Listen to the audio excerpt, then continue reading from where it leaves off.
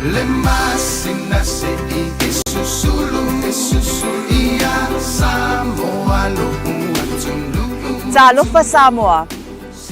O le vaiaso le nei, o le whaataua hina ai, me ngana Samoa I Aotearoa. O le alanga upu e le nei asungafua, ia maupea le to'o vai. O lona winga, ia maua pele ono sai, I taimi e tutupu ai whaafitau. Manuia le vaiaso ngana Samoa, whaafitai. Na oa umasia upele Io e moni lava le whaataua ino le vaiaso le ngana Samoa I le nei fo'i. Vaiaso malo na amajaina, whaatalofa, whaatulima ma oua wholofantu. Pa ia sa ma whainga lo tātou uturuu, malo a fua ai lau ua maua. Io e tu manu e le tu longolongo upu e masania I lo tātou uturuu. Ia, I le ava tuli ma le ava whaatawhata. Ia, o le whaaloalo fo'i ma le mi ngau e te tauai. Au te fia e o folofa ma whaafeilo I lo tau pa ia ma lo tau ma malu talofa lava Samoa. O le atunu tofi. O le atunu u whaamaruia ina e whaavai le atua. O le atunu u fo'i e sa ili malo whaamawina fo'i. Ia, le toto masaa o tua a ua lango mau mai tia saa. Sa o lato wasa seina le malo, sa o lato tautuaina le atunu, sa o lato tauina taua, ina ia maua le sa o le tonga o tatou. Le ua fua matangi ai ono tatou o oi freseu e sapi maa o malie. Wa tatou tango I ula o tatou tepa I ula. Tatou te whamarusina le lofa ma le anga le leio lo tatou tapa usiri le langi. E au mafua ai ona tatou toe penei wa e sila mai pe au mangaru o le ea. E ui o te leo I lo atu o fōlinga la lele. Ia ai wa lava lo tau sangi whamanua o e tau wala mai e tau love, like and share po le whaasoina o le tātou prokalame I lea fiafi ba lea fiafi. E wha ai loa mai ai o lo o malu le whama leo lo niu. Tapu a oina lo soifua Samoa. A au la vea I o le tātou mataisiri le laki. O le tau au na le nei a siata. Iyo e, whale malu pio vauliko. Ia o le tamo o le motu tele I salafai. E fia e tautua oe I le aso ma le aso. Le fu tātou toe fei loa ia I pu e o manu ai le o pu e o mala. O le langi e mama ai le o le to ulu o wanga whaingata. Ia pu o timunga fo I o le loulua. Ia e manatu fo I le de aso. Ia tu I tau besina I tepa I mantango fie I le anga le lei o le tua. Awa I le ngata o tātou au lia le amatanga o le nei vai aso o le aso nga fua. Ai ua tātou tū vai mai fo I le reiva iaso e whaatau ai nai. E to tono o au ki lani ma au te roa ni usila atoa. Ia o le tau mate le larolangi atoa. Le vai iaso whaatau ai na o le ngangana Samoa ka fiolai. O ai fo I tātou o manatu mai ai le neia tunu u te le lava. Ia ua matua na nea ai le tātou ngangana ma le tātou nganganu. E ala ia tātou fōlaunga tūlanga o le tātou sa ilinga malo. Ai whaavitai le tua o whaailonga vaaia ia o se atunuu sa ili malo. O se atunuu. O whea le tafa o le kelope tātou te tala whaauto I peo le tala I le upenga o le tautai. E le mawhai o na tātou tu uau no ina la tātou mea lofa o le tofi mai le tua. Melea, ia o sa mawhai ngā le avea Samoa, ia awa fo I tūlanga māwalunga, pa ia whaaleanga nuu, e li poi e ainga matama a tama mo lantou ainga a o le to au o tū mua mpule. A whaifo ia o sautale pa ia whaale malo, ia a fio ia leo ma malo le malo malona masiofo. Whaululunga e le tawhatonu tau whea ngai, po le tawhatonu whaatau ngai. O whainga malo I le pāle mia, malana kāpeneta, whaamasino sili, ma le vesenga o whamasinonga, fionga le whonga whitalai, ia ma le motafono, mai se o le pāle mene o Samoa, whaatalofa ma ua wholofatu. Ia ai whamai e whaatilo lau mea, masapai whaapepe, ia ao, tūmua mapule ma Samoa antoa, pa ia ma malu whaale tala le lei. A wao le I oi mata leo le vano nofo a Samoa, o le whenga inga tauto, o le whenga ingosi, I le vā ma le au whainga luenga te tofi a le tua. So o se whata whaitaulanga. Whaatuli mantu asiata mo whaafelo I atu. Whaatalofa ma o wafolo fatu. Ma lo le langi e mama. O amai. O amai le nei aso, o amai le amatanga o le nei vai aso. Nisi o e kale sia te tele, wa mae a usu ngā fono sa pale whiangai, wa amata o na toe taliu le uto i no fuanga o whea lava le tafa. O le nei lalolangi, sa usu fono atu ai, ea ele foro tele i malua, e ele taritonunga wa toe fo inisi o whai ngā malanga mai a Amerika, Tutuila, Hawaii, New Zealand, Australia, ma so se tafa o le Pasifika. Ia ua lele fo ile ngongo masia nei funga le a ia e pe yo le tala i faiva o se unga ngongo fa malo fa yo le faiva ia feo yo le tala le lei fa talo fa mo to fa tua fa talo fa tu asiata ile dei vaenga o le afiafi malo le fa toa malo fo ile pale ia ona fele o la fa talo fa ia te o ele te mai mo mai share tato por kala me pe no fa yatu o lou e unga po o lou o minga o le upuna o share. I lunga o lau telefoni, po o lunga o lau laptop, o le alawa le awala of sota inga o lo e whaongaina. Po o lunga fo o le YouTube channel, po o lunga fo o le Facebook. O lou sao lea ia manu vau. Ea o lau fiso soaninga fo i lea i lau tautua ma le au unanga vai vai a le Blue TV. Iyo e te tango e whaasoa, matulanga ma lava whapena, pauanga o lau ngaruenga. Whatalo whatula ia te oe. O ele te mafuta le leiva enga o le fiafi mai lava yo tātou tua asina sina o le lau wao sina sina fa mai o outou o le sili anga o ainga o nuu ai mai se foi tu tonu e ka le sia o outou o le ua e whaalanu ma ave o kou whaalanginga u maia o le la au tele o le la au mawhala o outou o le to o le file mu tu tonu o ainga wa a peyo na luka tūlanga o me uma pe ia le tala i o le tatou wala ngā upu a mata o le nei vai aso. E ia la ngā upu a tatou la vai a au au nanga le Blue TV vai aso te itasi. Pe ila o le tatou moa fetala ingo le nei aso. Fa mai le tamaita i a Hannah Smith o le sui o le tatou Blue TV. Ia mau pea le to vai. Ma ngā ia o le ngā upu. Ia mau pea le to vai. Pe mau le ko vai. Awa o I kongua e kele ngā lue ai ma sese ma leanga ma vai manua ai le tele o wha moe. Ai a mau le ko vai. A mau sali.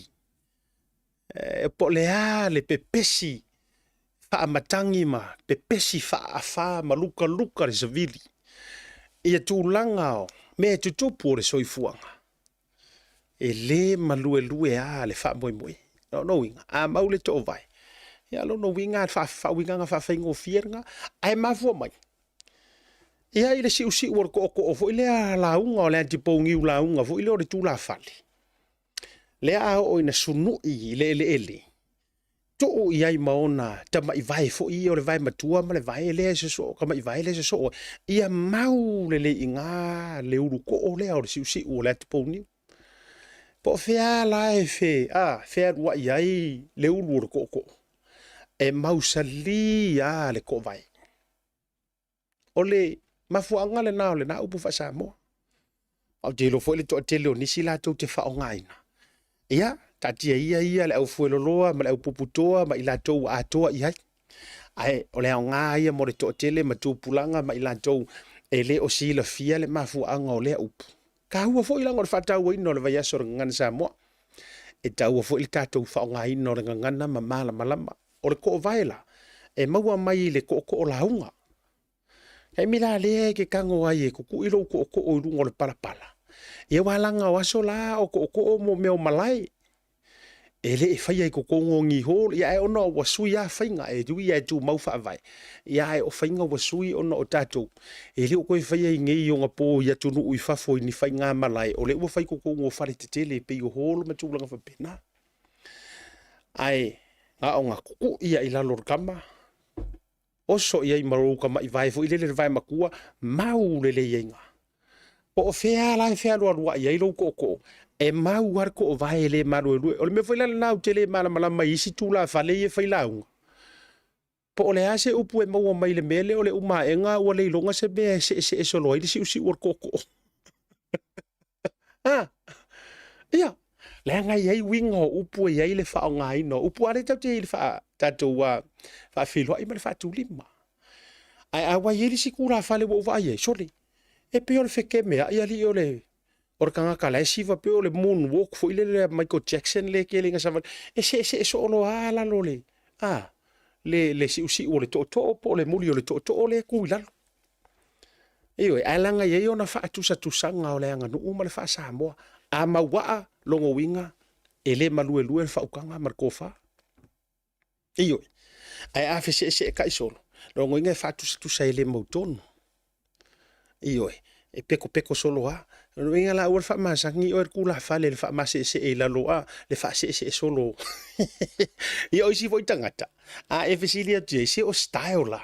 E kopi mai lesi ai talo sia o manino malenga o le tatu wanga no uma le ta fa samo e le feta i fa lo le manga e ia ona mafuanga ma wingo mea ia fa talo fa le ma o folo fa tu le ia male malu ma walungo samo i ona tafa te tele ma lo le folau ma lo le fa toto kalo sia o e fa ka winga nganga samo se fai sing hau kama ikala le onda tato me ile fa ti tato fa silanga manisi mal tato fa so ai mai se o tato update ole nei aso ole mana ia io tu ole content ole tato por kalami ia ile dei aso wata bedina ai si fa kula ukala o e fa fofonga mai o e ole hale uminga ai haru ese mai masa moa a ole hale tu langa i lau fa sa moa wa ia or fsidi ole ale mawalunga har kulanga o lau fa sa mo o lo iai pea. Te lo se fai atu lau tala lea. E iei tangata fato a o mai sa mo ar kausanga lenga kia. Pe fato a lua, pe fato a tolu, pe fato a fa, pe fato a lima fo i kausanga. Kalunga o mai sa mo. So lewa matua i o wofo fa sa mo o iai. Pongi ala ukala. Langa o makoue esa oile si kwa ai ka mu feu iyo ele si tanga tali e fa penga ele ya ko walanga nano o fa ya tu fa ali mata usanga ile tulinga le terminate skama ikaimia Skama ikai mia le vave o aso ia. A tuli le tausanga, tuli le lua tausanga. Oka. A o le vave le o iai le kamar kai mingi. Se lo ngai fa pia me se fulu kausanga pi fa kai lo o umi. Botele. Ai a tatou tala noa i le tasi, i le lua, i le tolu, i le fa. E peia, it was just like yesterday. Ai la tangata ua matou feilo. Ai ia, leo ke fai aku ai.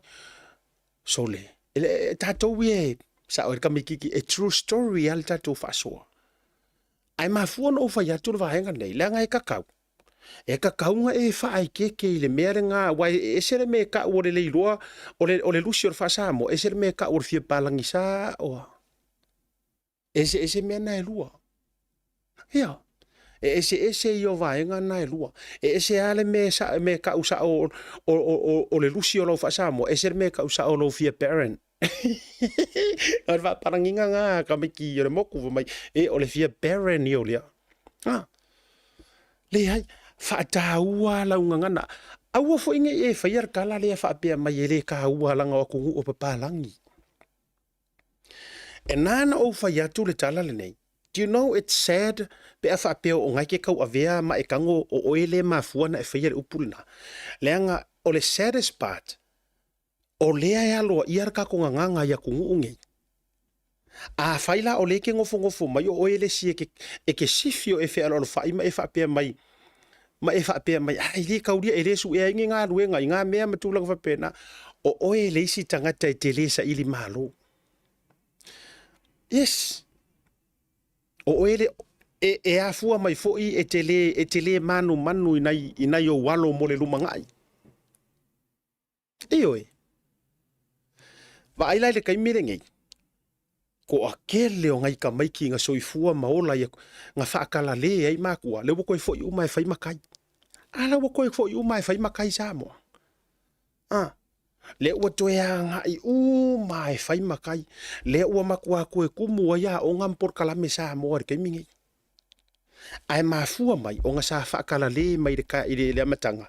Sa whaale anga o fo i makua. E la ka kwa ike i e la uva ai. O nisi o nai tangata na o mai wha mautu mai i a te au. Yo matou a inga wha mauku mai o mai i malanga. Le ka karango aku 2, 3, 4, 5 years ago. So le maloka koe whailoa ai wakaru anga mauala tau whale ma o develop lako a inga a. So le mare koe whailoa inga kunga. Ese le kūlanga oe. O mai e lila inga mai. Sekius. La wasa. Ioi. O ya ka ke ia. O mai ri so ko do mar fanga ori. La sekius. Ai, top foi arfinge ia la sekia. Ai nga sau o kaule ele amakua. Nga sau mai samo. O la siamu pingi o fai fa kaule lea. Iyo e sau mai samo a pungo mai kaonga pua ai se furu e makua le se pua ai maka. Tole ai peitai. Ele i leva nga ingupia. Tulo wa nga le ke le ko nga kama le ke le nga kia ai ma fa pa ukoko e fai ngola o lau fa samo. E ke le mo e vanga. Mo e vanga fo i ele ke le nga e vai mama oli mala lokonga ai se fatu la utala le. Le nga o le te tala no atu. Ya pe nga o fa yak. O le lu tau sanga no sa we ne u silo le lua fe ma le fa. Lua fe ma le fa le lua fe lu so ma le fa. O lua se furu tau sanga. O a fo. O le tele o nga luenga sa o fa nga luenga i ma to te fa wo maka ka maoli. Maoli o konga. A ole vahenga le ke pikia mai tangata nei maori ka kia konga ka kia la konga ka kia la o tatou uma o mo migrant o tatou uma o tangata fai mai ai o ke vakunga maori e fai fa kai inga to te loto a pa ki kama nga po le alava sole ele po pole pe ke mala mai la ko fa ma e o so har kala ngo fa maori e o so har kala ngo fa maori nga ngana e mita kanga e o fai ngola ko hongi ole hongi nga fai ngole la ko hongi le maranga ese me nga ru ole hongi fa fe ko ai puisu man mau ele mo ai su le ele puisu ole mo ai su a ole hangi le ke le fa ka uteli ai io ole hangi la ole fa maori oi a ole hongi e ke vai la e sa valia ko le au maori e fa fe ko ai ala ko mo ai su mo haulu makulanga fa penga e mika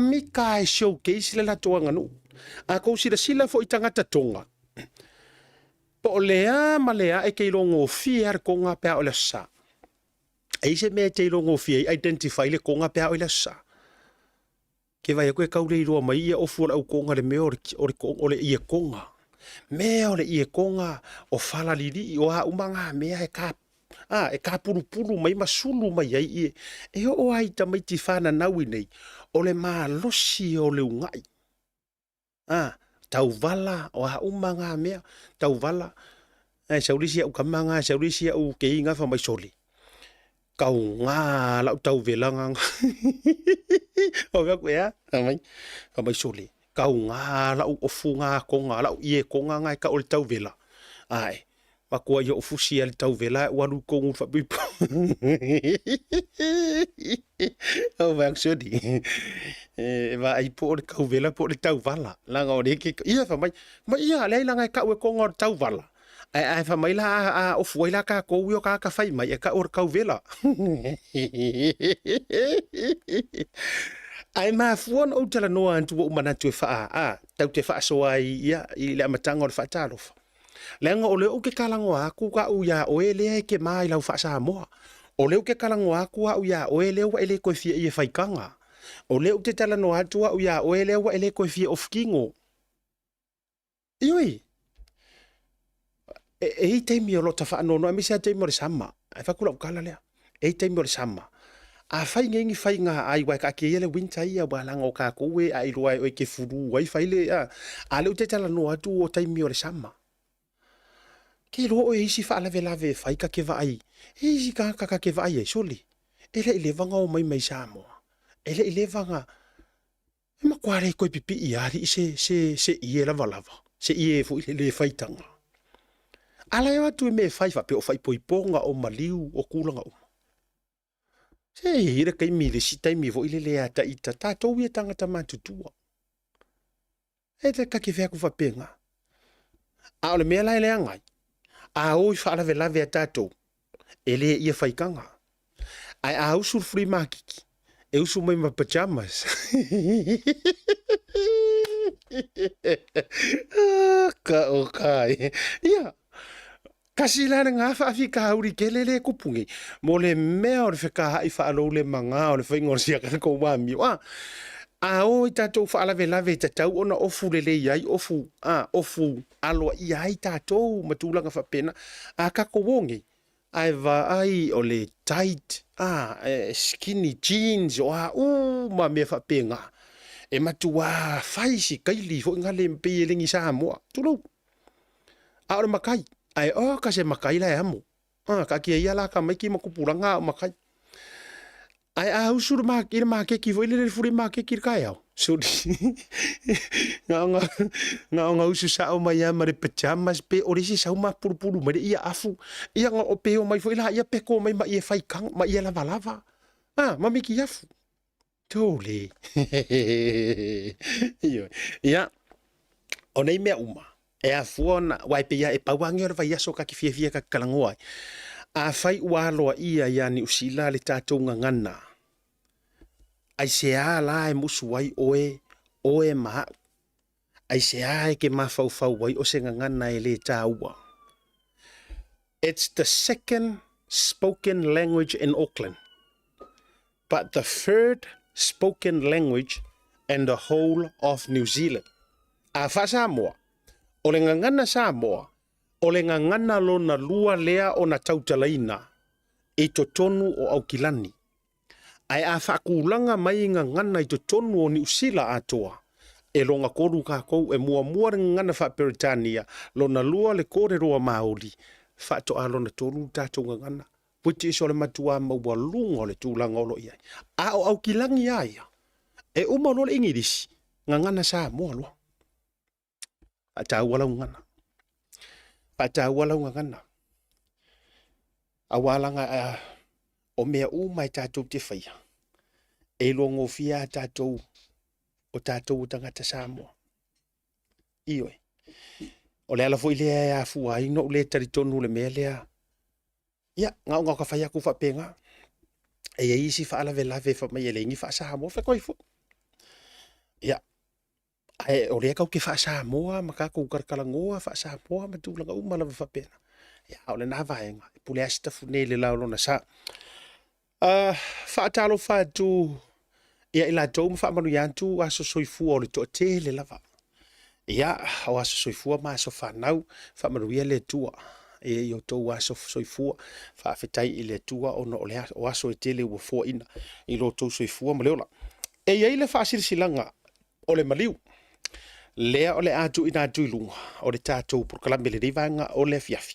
A mai al tātou whasisilanga lea, o le tātou wolo le tātou malolonga, a foi mai, tātou wo i tātou news update. Masi ka kosue. Po le ale wha lele la le palasi mai Samoa. Lau ke wha alungo ku la e pisi e fui mu. Ramitanga ruenga o leo leo. Alai wha mai o lai palasi ngā uka e o vaikele me tūlanga uma whapena. Ma nesi o tātou talo totu. Ai si tātou atu mua. Ia, i le whasisilanga o le maliu. Le ana tu ina mai le tātou ofisa.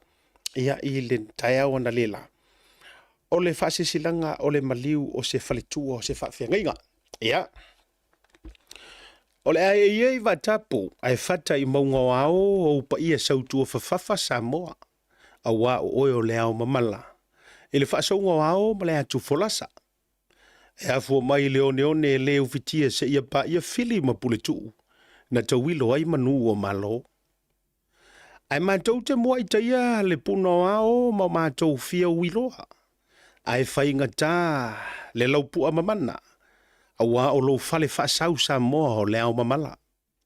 E le so ona taale i o malu ma outu funga sa. O le fale ua tuu mai le vavau e o tautua a ma ni o mātou mātua. E tā liwai ai popoe, ne iso poloa le manuvale a o alala le mafuari. I le whaafonga mai a le tawhatolo le ekalesia o au le lalolangi. A le Akape International Ministry. Songa le whaafengainga, Reverend Dr. Yeti ma le wharitua ia pale pamangeo. Songa le whaafengainga, Reverend Dr. Seunga ma le wharitua ia malilinga au mua. E whaapea foi songa le whaafengainga, Reverend Dr. Beniamina ma le wharitua ia Simotu Williams. O le taitai au au. O le ekalesia le Akape International Ministry i New Zealand. E whaapea foi le pa ia mawalunga o le komiti whaafoe ma le mamalu o le matanga luenga i lona au te tele i New Zealand ma le lalolangi atoa. Whaatuloa tu foi Samoa i o pa ia whaale tala le lei, o pa ia whaale malo, ma o pa ia whaale anganu. O le pa ia lava le tama ma ainga ma lantou tama. O tu mua mapule o i tu au ma lantaua, ainga i le tai ma le va au fono ti. Whapea fo i le hawhiwhio sua ma le vai whanua, fo mai tu langi sa ole masale au mua ma le launiu na sai lua. Le hawhiwhio li whatui ma le mamalu i le tautoto, ma upu ia te oe le manu tele. Mapua ne ia i le whaletoa, ai se itali soa so mantou lau, i au mo te tāpua i Samoa, a wai whai fo i o le ngalu e whati a o le muli auma. A wai tu unga maule e lia le vasa, e leonge lave le vau sao Samoa, a wau pa ia e whaafuinta. Ai mai o ia so mantou leo, ai se iau se ane i le vaipou o malo, a wai whainga tā le vala au le tua, tu lou na lava. Ai mantou te whaasilisila ai ma le nganga whaaloalo tele, le tu uai o le malo le fionga i le whaletua, ia ana me lei Fritten Arching. E le itu lai ono i le taiao le asolua, a so fitu o me lua lua se furu ma le wha. E le mauta ngase i Tauranga Hospital, Bay of Plenty. O io le alo le fionga ia me lei e Mila, Fritten i le fionga o Vaimoso. A o le whaletua o le susunga i le toe ina, Reverend Saua ulaula Arching. O lo lava ia le pulenga o ngā tutonu po le Central Manawatu i Hawke's Bay, i le Bay of Plenty. O le tua lava leo le malo e le fionga i alo mialangi e whaasino i le nofo atama. Walangi ai nei, le fioanga i susua i matai o le tama le fale. A fifio ai le usoli i mare matua i a patau ave. Alala ta i manure le ua maune maula ainga. Susu mai le nofo atama, maliu mai o lua matua to ala matiu fea. O le mamaru lava lea i a faleata. O na sauninga, o le awhataunuina lea i le malu. The Orchard Church, lua se fulu McLaughlin Drive, i Papamoa Beach, Te Puke. O na sauninga whaale ainga po le Family Service, o le awhataunuina i le aso tofi, aso ono, i le tau le wha i le afiafi. Maona pe au wha mawai ma toe sauninga, o le awhataunuina lea i le aso toa nai aso valu o le masino yuni, i le tau le se fulu i le tai au. O na whai uai lea i lona nofoa ngai malolo ai i le toe foi mai o lona matai i Te Puke lava. Wha mole, e tau file malo. I seinia, sunga le whawhengainga Pastor Sunny Arching, uso matua whawhine, Sister Gary Millay Fritten ma le whanau, ta mao le ainga ia Reverend Saua ula Arching. Ia, ma le tātou wa whaalinga whaperitania, if you wish to pay your respects to our mum, we will be at the 20 Malcolm Avenues, Rangiuru Te Puke i Tauranga, on the 4th, the 5th, and the 7th of June, mai le se fulu from 10 a.m. to 4 p.m. On the day of the family service, please visit between 9 a.m. and 1 p.m. as the service starts at 4 p.m. Whaamole whaafso tai mai le numera o le olua fitu lua tolu wha ono fitu iwa fitu. Po le olua fitu tolu lua iwa wha tolu o. Mo nisi whaametalanga ma ia whamanuia le tua. Ia, whamaise le nganga o le tua, i le tua ai o le malo, e le fionga i le whaletua, le fionga i a Malay Fritain Ajing. Ia po le fionga i a lomi halangi, ia, whaletua le sunga le whawhianga inga. Ia po le toi fo i mau whamaise ngai sio u teilea, i a Nora, Crichton, ia, ma le nā fo i tū o sio ainga o sio tū lua, ia, ono o le vala au, pa ia le tua i le whaletua, ia, e me se fo i o ainga whanau loto whaavau, ia, mai latu umalawa, e le ngata fo i o whanau ma ainga li tino, ia, a o le ainga i le tua po le ainga whale nganga, mo le toi mwha mai se ngā le tātou proklame, o le tautai i le nei vaenga o le afiafi. Tatou malonga, a foi mai, tatou news updates.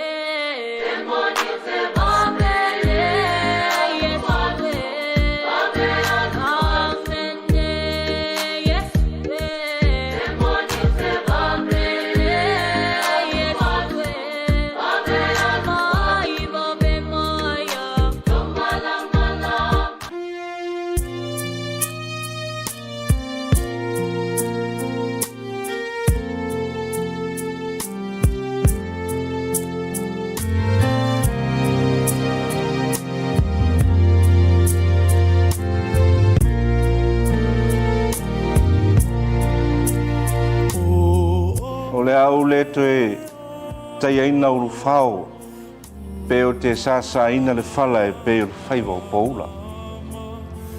O te le toe au whanga ina fo i le niu loa pe o te toe pāpau ina whātupe ua muli o taula whonga malona whalalaki. Au wāu sa moa mai lava i le mata whanua se ia pā ia siu whanua. Pa o le tolo na fau sele ai le la. Se ia pa ia le pito whanua o le vai na sali. A wā ua mai a o na papae o na tupua ma o na papa whasau, tu lo wia sa moa. Ai whatalofa ma whawheilo i atu i le whita whawhonga le atu nuu. Whapea wō mau mea mai, ai meise a inga uma i sa moa ma atu nuu i whafo. O le nei mitanga ruenga me tutisi pito nu uta i satu paitea nei. Pai ia lava lea i le su sa moe le oi, ia tavu i mga su. Whapea fo i tapa au. Malu tapa au le whano, whapea le ala taua. Aua tasi nei le fina ngalo le mtanga luenga me tutisi satu paitea nei. Ina ia fausia se malu fau. Aua tapua inga masau dinga uma i lo tātou tua. Ua silia nei ma le fast food tausanga o le malu o iai nei. Ma ua iai vaenga ua mo mia o na toe tapena ma whale lei. E le ngata i lea. O a fianga i le tau. Pe a whai e mamafa ti munga. E lo fia ai le laufanua nei le ele i le vai. E tau ai le sila ma le whatau o le soifua maloloina. Ai mai se o le saunga le mu o tangata uma e auto vaa mai i to tono le nei no toa.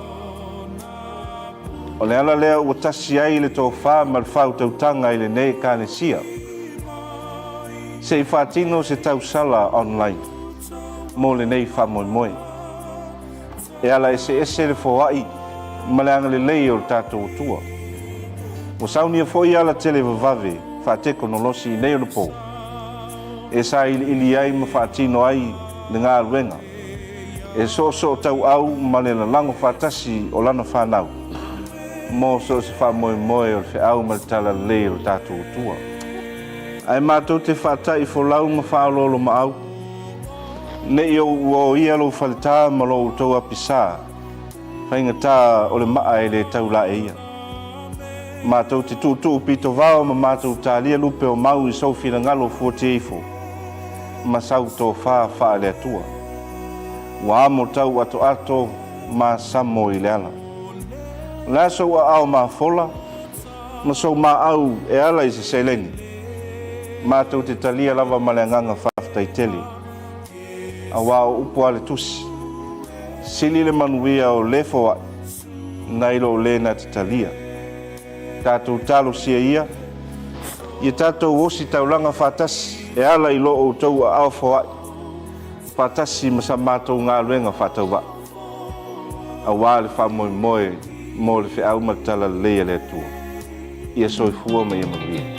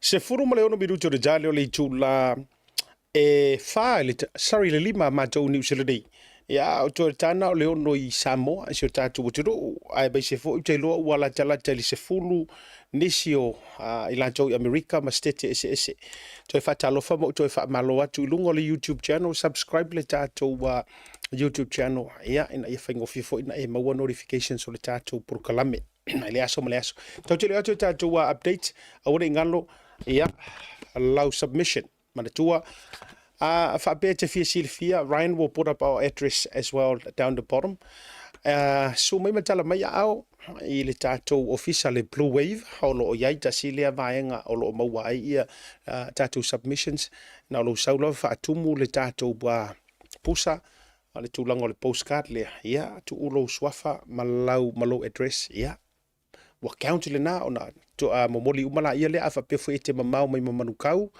ia sua tu moto Samoa ona ina le tatu vaenga le Pacific Leadership Forum ia me se foi o le fono fautua ia so taitasi mai le tai au le ivanga le sefulua ia aua fo'i le tautuaina o e whaatumuina o vaenga ia. Ai, o le tātou update mua o le no ufiso ta inei atu le tātou news team i Samoa ia va ai na fola sama le tātou team i Samoa. E le o wha mautuina mai lava mo o tau ia tu fisili mai i le i se va lele lea e reportia mai sa pa ui ngatai.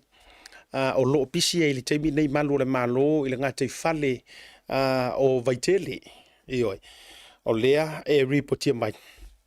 O se va lele e le o mai loa po le hale tu ai ngā la po o le va lele po o se va lele la upasese po o se va lele e lele fo i lele faa domestic ia po o se va lele tafao private jet o a uma lava tūlanga fa pena e le o mawhai o na faa manino mai le teimi le nei mo le o to tonga la ta mai o lea vaenga po le tatu tala lea e le o mawhai o na faa i loa la ta mai a o lo iai malu le malo vaenga fo i le tinei mu matulanga o mai tau soani mua ia se i tau mata i tū ma tau saili ia po o le atonu le tūlanga o na toe longo pui ali i lea lo tau pa ia malo o tau mamalu tūlanga lai le vaenga le na o leisi tātou news update o te lofo na ua tau sila fia mai upenga ta whailangi o lea ua toe foi ma ua toe au fatasi le tūlanga o le whai unga sa talia e toe foi ma toe taliu le fionga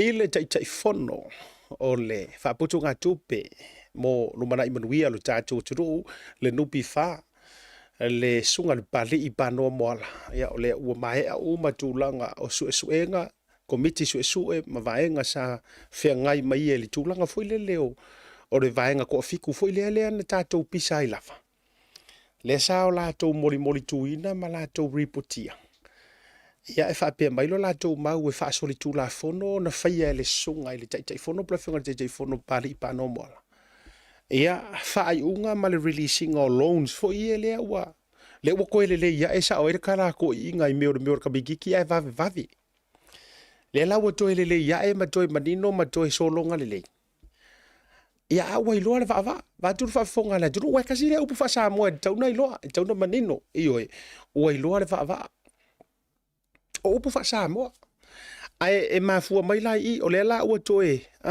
o le la ua toe foi wa uma le whai unga ma le tua foi sa talia se whai unga a le komisi sue a le mata ngā luenga foi leo le public servants ngā luenga le malo ma le MOE Ministry MOF Ministry of Finance a le MOF a o le sue ngā ia whaloko i whale a le nupi wha wa le vanga uma ma ua wha le au ngā ina ia tua inga ma whaitionga po o a uma mea sai ai.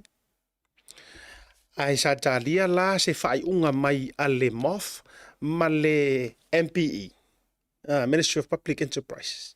O le la ua mai o le la ua whai loa mai, o la ua toe foi le sunga le bali, pa noa moala, e toe no foi alo na no foa, wha tai fono o le nupi wha.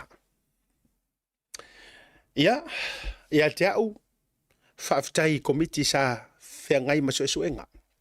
A walo no winga ua ngā whaitasi uma ia suesuenga ngai. Po wala tasi.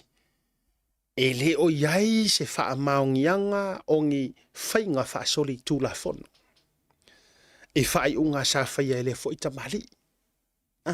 Le ala ua toe foi e uia o lo whapea mai kuskusinga ngisi i sa moa o la ua toe foi with the condition so and blah blah blah blah blah se pulear ka kai ele se olinga wanga news e pulear le fare fa sala lau e pulear le wa ile me nga ka ore pese me fa popo ko ilunga o le tala fia mo ila tou sa tuli matanga wina le unga ai me se foi o me na tupu le tamari o le tala fia la ua koe foi e wha au o na tiute malona wala awina. Ai ua makua makira ki laila matala noa ina i le ala. Ioe. Ia rea kai ko fiku lea, kai ko fiku lea nupi wha, le sa la tō mori tu ina. Mai ia te au fo ia le suenga o se tangata ta te nau e su ele ame o tonu o se mea. Wa kauronga wha asanga pari moala i le aula ia. Ia. Waka kaulonga makua whaasanga ia i papari i moala. Whaasanga lo ia i ma whaasanga i kangaka ia ngā lako na lātou whaatonu wina le toa fitu lea. Po tangata nei, e senda kulisi. Oa ufo yo kampangi, wa ke whakusa o ale whaasoa ia. Oa ufo yo kampangi ma tangata ia lea ua whaailoa lau tele o lātou ingoa, ma whaailoa lau tele o lātou tamali anga, onga o se loko lelelei. Ya, o ngai ngar ko fa, a waka unko ko fa sanga ale ngai iyo. Ele fa pe tasile va nga di soifuanga le nei. E tau te fia e faile me fo ile e a le sianga le anga ma faile me le anga, ma faile me se. Ai a uma ua maua. O nga expect lo le fa mai kau ke fa manga. E nana ta fa yatu. E ia tangata e fa ko le soifuanga pe o le natura e fa penga. E ia ile me fa mangalo. E ia ile me ave sa o asu el fa maongi ma ave rumor fa msingonga. Ore se senga nga o mea. E ia me te tau ona fa mangalo. E ia foi me le ai ave sa o ai rumor fa msingonga. Ave ia nga. Le anga i te tau a foi o le tangata masiona tau i o langa mea nga fai. E wai langa ile fa pea a kulo a kango fa sioki pe kanga kavale tu lo fa fonga tu e te tangata valeina ia se kanga ka se si a inga. Ngai ma fau lea, le yo fa mangalo le vali lo le na o ele loto tinga. Ile tangata lea ma lea tua. A ole avenga yo o e kakaunga ave loka makuri au mea I kango malala ma ave o e fa pui. Lea yo le mea kakaunga e fai aleanga ua e ave esea fa soli tu la fono le o se tangata po ni mea to tingno o kau bomai.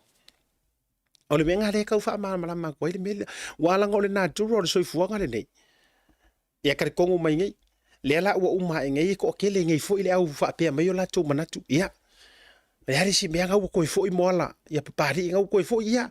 I fa mangalo lo fo bo sasi ngai kenge mangai kama le ko fiku ro kalngo ko. Ea. O le hale winga o sasi.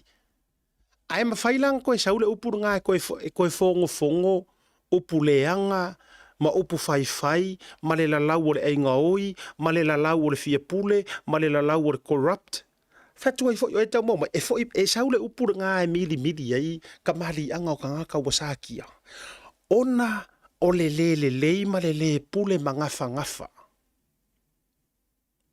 pe yor kala le swafa e kausire far ko masanga onga ua le pule mangafa ua le se fa ko fala inga manino e te tau waiona e tuuma e toe mafau ma e fa pe I fo lo loko ia e fai ngai mea pua inga I le ala ia e koe hawa o mai ua masa o le winga ko nguale nga o le upulea ua masa le ipuvai fai ama fai kako upo nganga sa mo tasile na winga o le winga lau tele ma o le winga mo ile na o le upulea wa le au nganga koe hawa o mai ua masa le ipuvai le winga pe ko elele ya le o ko fo I to sule sunga bali va tai wa ka kile o fai o la o mai o no wi ala o mea ko lule su enga sa fai yo to mai tau mai sa mo o ma so tainga le fa alua na malanga mai sunga bali pa no mola fa alua fo ile na fai ma feilo inga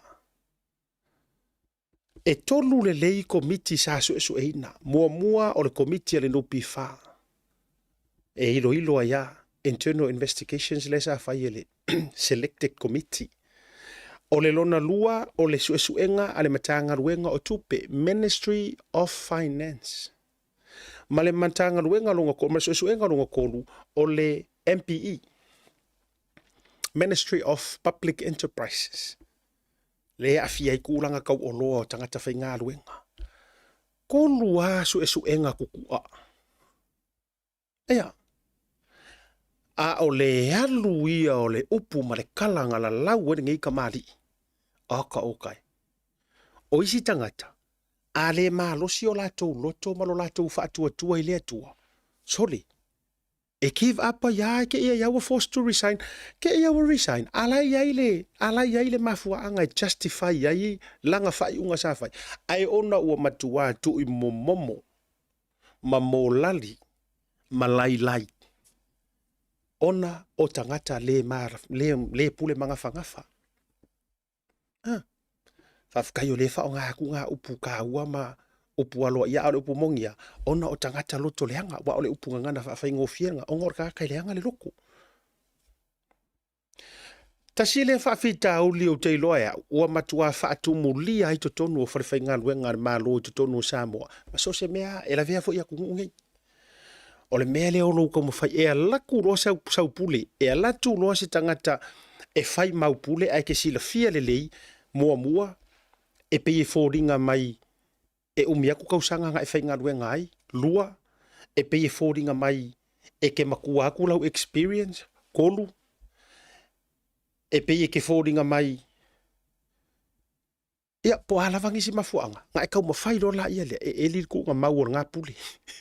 Ia, oi, o le kele i o le au e li ku ngā mau le iai, ai, whawhetai, o la ua toi foi, ia lea foi tamali, toi foi longa, ia te au ia, ana whapea mai ia ua soli le tū la fono, e le la se mea la ala inga ka ko ngau ma wha au fiufi kulou le sunga pali i pano mola ma lai whaafonga mai fo e mai mua mai le porkolame lai whaafonga mai anga whaapea e uma enga su enga wa identify mai e su enga nei e tolu e se le mea lea sa re kakaunga whaia le mea lea ua whaaiku au ua whaakengi wa ana sau le findings e whaapenga ai wha malolo e le ai ase mea la akako vevesi vale ai fua ai pe taila o le woto e fa fo i lona to finga fa tai fono no winga ia o le unga nga o singa maka upu e le winga ia mo le nei ya taimi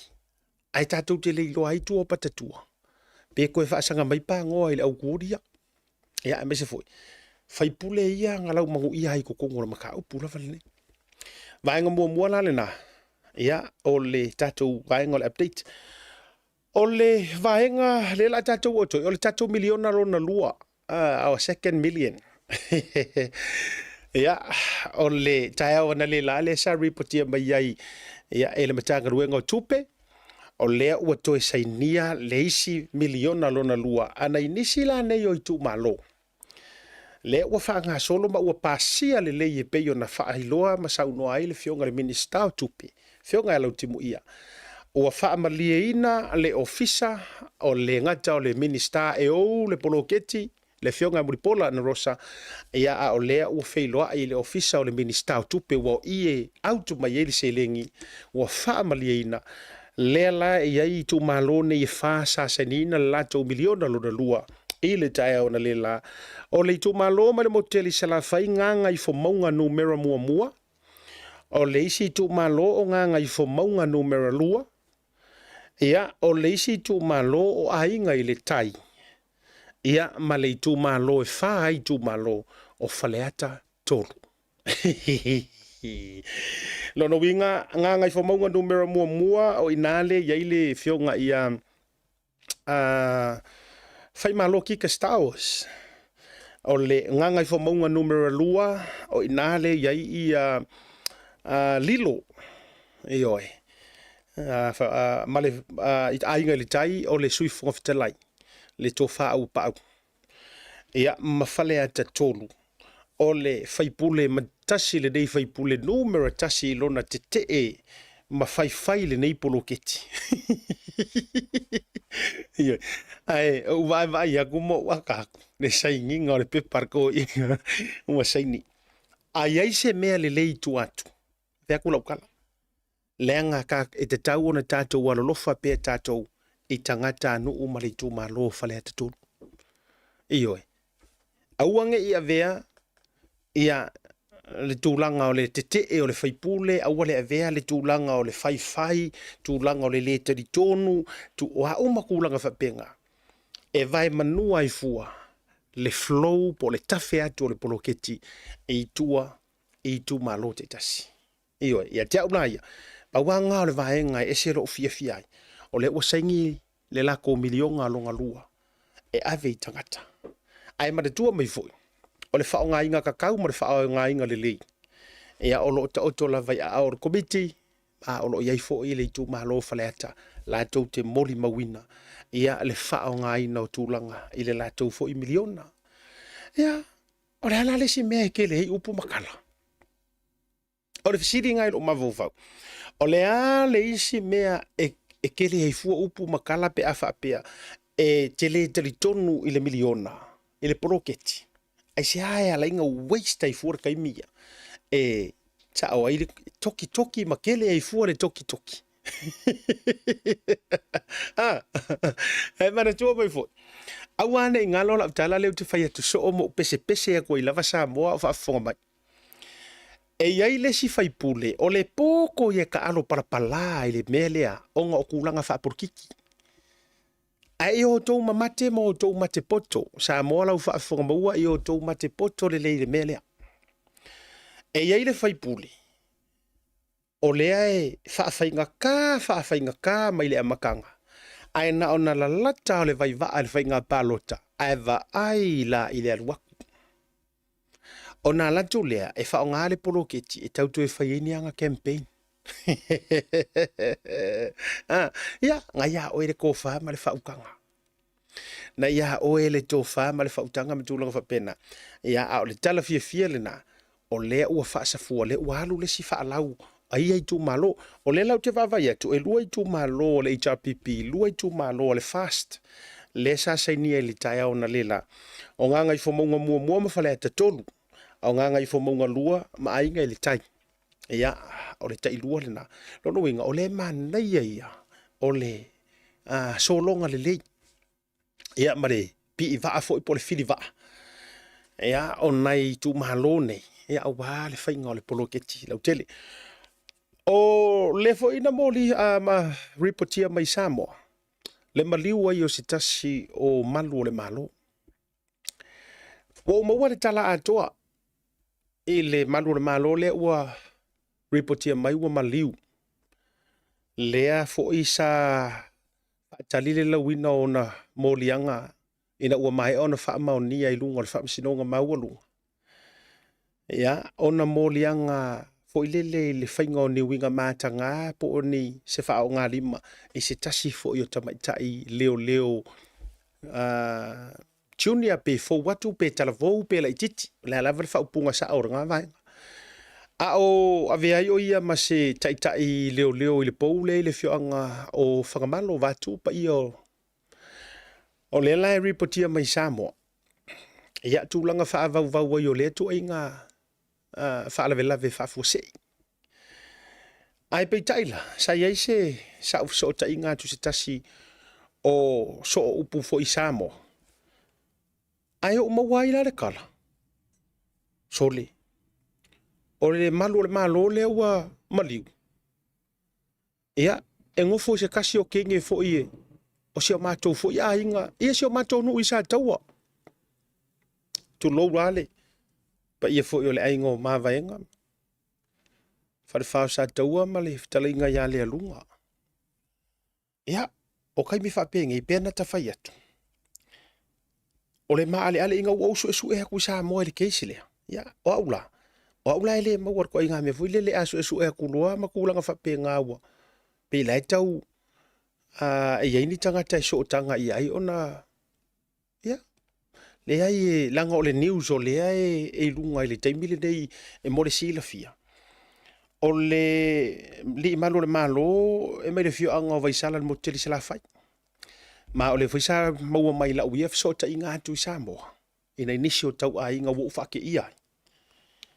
Ia, o ina le sa whatau nu ina ia se tūlanga i le mea sa ia whaia.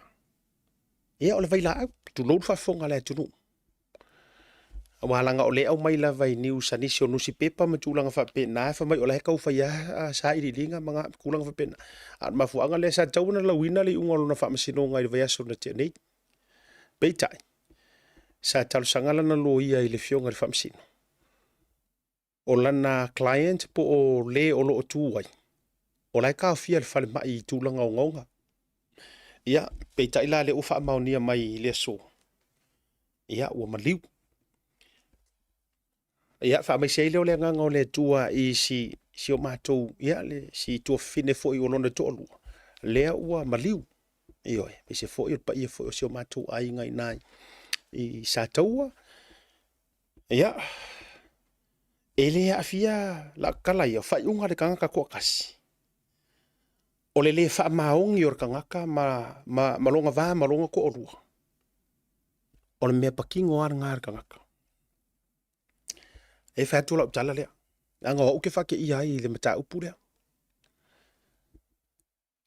o le fo fa maongi mai ele o le fa maongi ar fa masingonga o fa maongi o nga molianga o no ni me ana tupu ile tausanga e lua felua tasi le fa mawina mai ai sori nga tu la fono ia o mea la wa o mai e fa masingonga e o fa maongi o me foi na muli muli ta i ta to report ele alo fo ile ta to le la au o fa maonia ona molianga i se tulanga taula mai se tangi e se tasi o tamai ta i o malu le malo ono ni winga sa fa tino ya te ia matulanga fa pena mai aso so enga fa maongia le langa sa ungi e laulonga i unga ai kupu i lole melea ia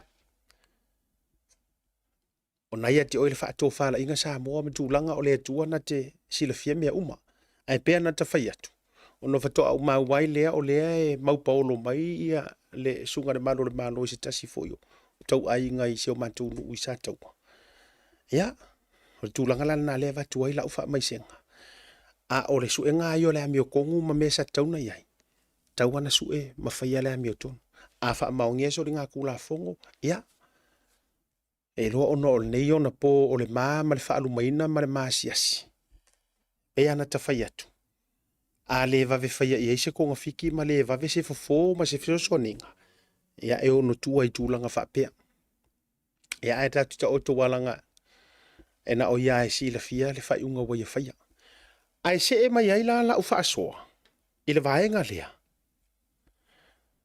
e se e mai la ufa asoa kasi lea maka upu ua makua ma mafia i le kaimire ngei a ko fa fonga fo isa mo ile mele ko punge o matua fai fa mai ma lo si le mele o le faia o amionga makanga e leo singia po ngi leo fai ko finga e leo kama ikai e fo waku kongo makanga ruenga o le matua matanga te le lopo wa join mai au kama wai mako Ryan, let me know if you've got some on our Zoom o le kasi lea whaafika uli sa moa ua matua matai tuina lava i tutono si o tātou watunu. Ai ole mea maali e ai. Esu e isi maua. Esu e aku isi maua wha maungia. Ai esu e aku isi awari e sili aku le maua lulunga. Ai ka aila lor ka peka i le wha maungia. Te whakula ukana lea. O le wasu e aku ngai ka ngaka mana tuo nai tamaia le ave pe o fa o le po ku o ka ko ka iuru wa pe ngi associate pe ngi o sa kingi vo ngai le ka ifea o tangata foi nei tulo wa ele o se fa pe o se tulanga ia e makua ele se lau pasenge se pui nga o kama ngai mai kama maku ku ala ilunga to mo mele winga lo tala Leanga a tātou wō tātou te iloina cases ngai koru. E koru cases ngai me ka u ole leo si ngia e whai mea valea. Ka kuharu e nganga ku usau. E whai mea valea maa mio paa a i ke ngeki fau ako makanga ruenga po leo tamaitai e mawala lalo la tūlanga ranking. Leo te tala noa tua i tutono o matanga ruenga. A ka ko wō ngai esu engi. O lea lava ka ko ke leilo po fe u whai ai le cases o le kaka lea sa sui komisinga o leo. Le ngahalu whai ma sui fonga whikalai o ngā fo i koa kala i mangkeki. O lea ka kou ke leiro po fe o whai e ngā mea. Lea la ua sau i luma re kei so sia leo lea ua maliu. Wha maungia fo i anga sori ngā kula fongo. Se tasi o li i malu le malo le fo ua ele o koe ngā kia lo ngā swafa. Le sa ta mo e fo i lalo le wha malu le fast. A ele i manuia le by elections mai le fio anga o whale a lili. Lea fo i e pending longa case. Ai a o kou whaafofonga sa moa. E o a fo i le fionga re komisinga re kaimiringi. O lea makuala umangu ia ku langa. Ianga fo i mea era. Ai o le o lango o le mātou tiu te whaafai so le mo ke li poki a kua ia me kukupu. A o le whaamaongianga ma le whaamaongianga o meanga e mai le whaamasingonga. Ai a tau whaafafonga sa moa le wingo la utana le ute whai atua. Umaro le tatu marolonga langa lau join mai ia tatou mahalo masani lungo program. Ai a o kou whaafafonga sa moa i ranking o la wari ia lea koru la lea. O le uso lea le sunga ia la audi lea lea mo le fo etua ia le taimi nei le i whaamaongia. Ia, enga o nga sakingi ia pesingia. O le malo le ua maliu nei le fo ufa maonia ai ona ua le taulau o le tūlanga o le tapenanga o le whamasinonga o le ua maliu. Ea o se sakingi si ngia fo. A o ka ngaka lea ngalau mangu ia mai le amakanga. Mai ia i le amakanga. O le sui komesinga. Uma enga nga sui komesinga ia iken kaio. Mei avea masui fufonga whekalai. O longa kalii le ko alua o le sui komisinga le iai kai minengei papalii Mona Lisa tia iketi. O le akalii le nga. O le kangaka le nga lau mangu ia makua ia. O longa akalii ngofo ma le sui komisinga le iai kai minengei. E li kau ki koe alo ngi meo ngi so kanga mangi meo ngi kulanga e lau walunga e masaro salo. A e fua mai lai o e Samoa. A soli e ngai kama ia, le rau faku, a soli e au singia, mala wari fo ngai a, kusa peos ko ingas kai di foi lele, alu ai fai au mea ai a maua oe, e maua oe ke kua oe, awange e mafufo. Ai a soli ro e au wari i makukua ia, le au makua mea ka ua komisinga. E peye immune, peye kava e lesi, e ilunga hai kama yor kula fo. O le mea maka ukia ngā le kupur kei miringi. How many more cases similar like this? Lela tatou va ai masira sila ile kungu, lela apunga mailunga, lela manu mailunga. Of e fia ngisi cases o yai ngisi cases fa pea o lea e kau ke fa karikari aku ko kiki ngi fo mangu wa ilunga. E sere maka ukia o le meu kula mai. E se lea mi o leanga o kaka. Tatatur malolonga. Tatatur malolonga foi mai. Whawheloa ia uka maur popo o ye runga. O le whiawhiri nei. Ia, o le a whairi whaasoa le aur popo. O le o whaatasi mai mau. Ia o le fo whaatasi mai le whionga e asila. Pe a mai a tatou malolonga nei.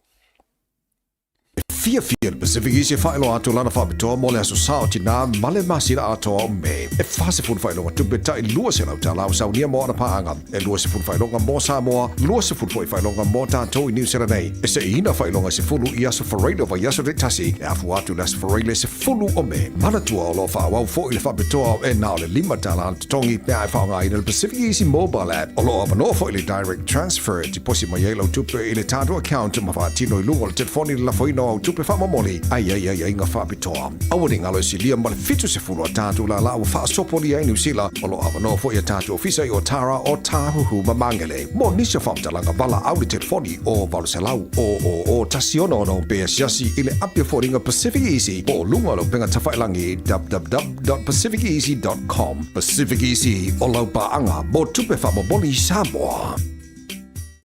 Mo le whaonga ino le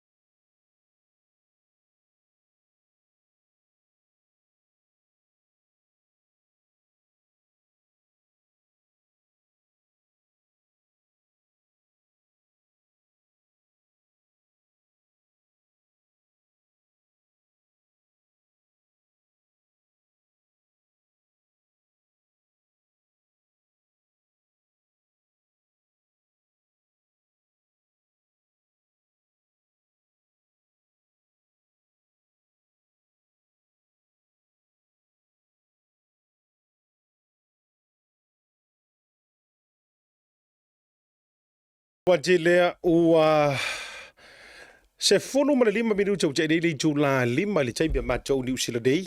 Ia o te fifia failo atu. O lea ua mawar matou fiso o tainga ia ma ukama mamafa. O le auru popo au le lei te tonu o le tātou uturu o Samoa. Ta iloa inisi uru popo a auru popo a ia i te tonu o Samoa lantou. Whawhelo i le fionga ia lupe ma te sila va o le pule sili o le tātou o nanga le moa tonga.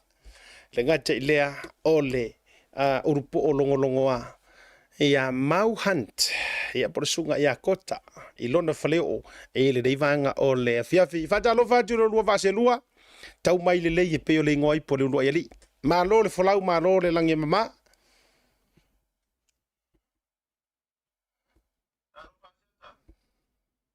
Haina vai lau, talai ngale. Vai malai, pongan tātou po kalame ne fiafi. Ia ua, tātou, se tolu ai lo sai ne fiafi ua. Mana e whaatu 5 fo ima. Pai lango ti al tau ti angai, amatangan po kalame. Ia, whaatu 5 atu una na whaatu 5 ai le atunu mana, le atunu mamalu. Ile whaafonga, mai le ne fiafi. Ia lava mau mai tātou po kalame ne fiafi. Ia, le fo ie. Patu di mamai uso fo ya mau ta ai fa yalo leo fa malo tu e oe o fa ya oe ma sidi anga uru po uma lava pe ona ta tala no ma fa ilo ya ile ya se au le tu e mau lo la le ya siata ile se wat ai la mato wa ya yulia e sa tai mi uma e fa tu por kalame na le ya yulia na yo so le ya e fa tai mo se lingo lo fo ngai tele o tai e longo pui ali i tātou atunu. O le tala fia siata. O le whako a pāre whanga le kuunga. Ua wheo lolo anga i pā anga o mai. O i loa i le malo si anga o le. O le tau tai hae wai ai. Ua le koe ma lue inga longa malo si aku. Ua le ma whai anga koe lue le wha bai. Me rā lea siata. O se fia whai hae leo le anga i tala nofo nei po kalam. Malawu talanga le vai malae ko. Talanga siata. Ia mai se le uso fo ia mau ia ma si uso ia le o fa no i mai fo le uso le nevia ia ma lo so fo ma lo le o lo ni aso alo va tai sila mau ia o amia o ele pule o tato faleo ia pa tai mo le nei ava no fa aulo se o ke fa ingoa va ngongi o ava ngo fa aulo ia la ngai le ia se si me lunga ko le aulo oi ele ma fa ngo fa pe ko siata o se ava ngo fa siliva po se ava ngo fa pine apa me mea pe le ke fa pe ko ia o le ava no fa aulo yo ele ngata ho ila le o mai ona fa tu lima le sa o ai nga sa po o samone ia po le fio nga ya pe matsil va po le so vo le pule company au le fa mama venga le tulu le po tu mai tau au lango suar tato por kalame o le tau tai e mai fe au manga ruenga o le aso ma le aso yo o por kalame o lo fia ia 19 tama ma tutua yo o ai fanga wiki a seta da inga sale vi o nai tu pulanga onga pe o so e mea o ngamba i runga i ka por kalame i ngai kala mari o ngai fa punga fa Samoa yo ia le ala o mai ang fa tu lima ia le sa o la inga sa o Samone ia ele fa siria se leo na le anga fa aftai e fa felo ina ia tatou paanga o fe lava le tu le lalo langi le ke mafuka mai ia o lalo ngai fa leo o Samone yo e mbao le anga si ia kia o leo wa mako rua ku marsa o la inga sa o Samongi ka ko ke fa sanga ngai ole ile fofonga ho po kalame ia pe ona ia fo de lava ia so sa makua yo kale moile le yo ia ai pe tu langa na pa pero ia tu asiata ana ngata ile ma mbalo la fanga ruenga tato por kalame le Blue TV pe ona ia ile ia fiafi malanga fa lalo alo fa tai mau ia nga telea ia le ai o ma u fo ia ma le fionga ya sila lava ia so ia ma tala fo yo mo nga ro fa misia fo yo o yo ai fa pe fo ina ye ni tala se na va tu mauti no fo tu vasa ma nisia ila to sa mo dia tu ai fa tai o le va ia tu suru tino o lo mawale soi fo la le lo va se lua ma ua talali e ile vale ngai paka kua e o rua kua mau ka ia wala ngai no fai atu wa ngai ke rua nga tai fale ai sorry nga tai fale o tatou ina ile atu fale ata e ma fai no tau mai sina ta mai tala to mau ia po fio fo ia sila po le ase ma tau po se upu mo se tala fo ile le tonu tatou tunu na fala vla ya fafta ya siata ya la ke no la mo ko la le la no ile la fio fo ya pe matsina Orge ya buku fa kasi ka por kala ele imawa mai se kali mai tain matagal wengo leo ila fe finne anga waka ya wa ba ya ku ya kulang ole ore ba lele la wa ya ku no se va lele la po yo po se kamba va lele afo lele pe nga se kama basanga wo ngo ba ke ki de la fa le con ke lo asiata wala ki ara ngai po ke fe kai ka por kala me ngai la songa fu yo wa velo kuri merka por kala me wa ele ile ba nga wa se mai ka mai la fa nga kuangi sole ore mo kala le pa urwa le fangwa we fa le kongwa i va le pe nga ngo fora ki nga kai mala pa lo kunga ga siat yo ar ku langan ka ole wo fa ma ya aku ole mo me se fam talangan tagar ngo le se atwa nga report ole fa ma ni atu e ka mai va le nga pa nga kai kongwa ma ko i frata ma nga fa lo ma lo fa tai ya mau ole la tu atu lunga ele sunga ya Ryan tato wataya wa tu ina mai sila e si vaenga te fia whaupopo. O le tu tau vai atu pe afuafua atu yata, some of the photos. O le pe o kamai valele wakau, ko ai la le manga vai si kanga kaia na meli mai mwhape mai si ata se pe o le vaara upase se erengi o sila pe o se wafa mole polea. Ai sila isi si vaenga te whaupopo le vaenga lea. Paftaia si ata wai. Le fua, tau atu le uso ya mau mato atu sa mone. Ia ole kala fu ile kasi nga o mai. Ia waka kau musu foi mai ma wepe nga o ka o ku ile menga ile waka kau musu foi fa se kala e fa pe mai la su ka ika wa fa ile kala ile yo le me ile va de. Ia e sa ole tu sa ma mo ni mau mo uso ya ma. Ia mo se mo va de le fu ia ve vai. Le alo spray le vai lungo ko nga fa ima.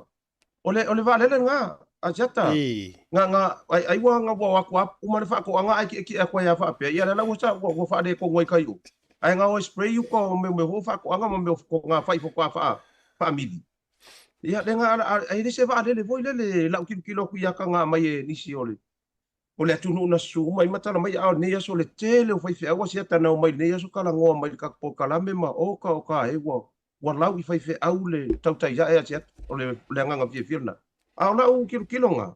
O ka o va lele la ki vo ia ele o se ele le twin otter vo ile alu kuila.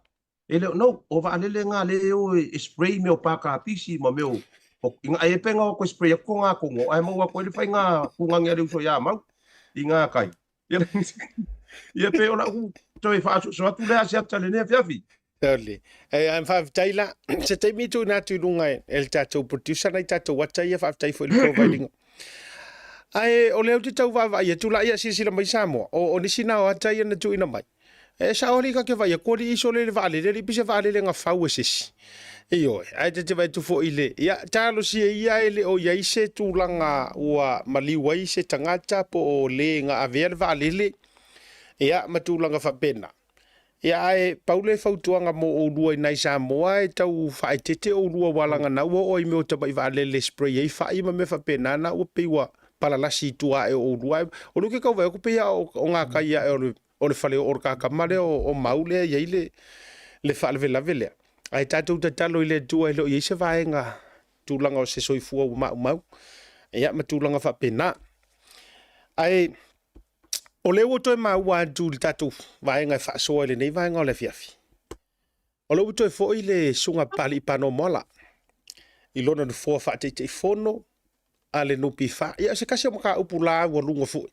sa pe fo o le pa mai se fai kikili na o tupu mai fo ile to fitu fo ile mau ia masila ia o le la walu o su tanga va tele o Natalia ia tulanga iso enga le mtanga ruengo tumpe matulo ia le o to fo ile sunga pali pano mole fa o wona to finga o le ase tawatata mai o le mata upu so tatu tunu i Samoa mau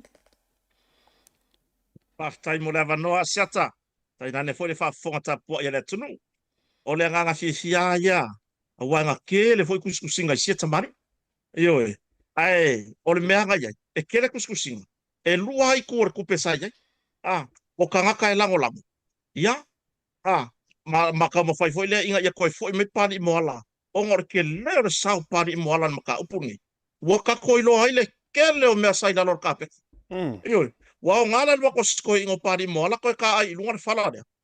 Masiri ilunga le mea siri ei fala moi. So le ua ka koi loa ile ke le mangonga io gei mei na lor, le nga suai na lor fala. E au ngua masa iloa ile atunu. Ioi, le nganga whaftai ai ile taita ia tato malo ma le kapeneta. Mai la tau koe sa tanoa ina whai unga mai loi loa tūlanga i pe ona moli tu. Wal mena o moli ku e au whangar wengar kai fong por le chairman o le port. Lea lai mo moli le ngang whaftai le malo. Sa le i muli a i le kelo le morkau whaaleanga ma kūlanga whapenga. Ai sa lako kilo le lei. I mafua anga ma sa ilo le lei le kūlanga o i kua inga i sa whai. Ma le sa whapea mai le ai ma se kua inga i whaamaungia. Ioi, ele ai ma se tua inga o pani moala, nga wha amao ngia i mele.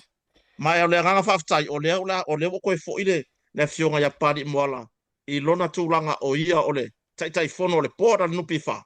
Mai, e kele ngisi mea leo le aka koe loa mai ai.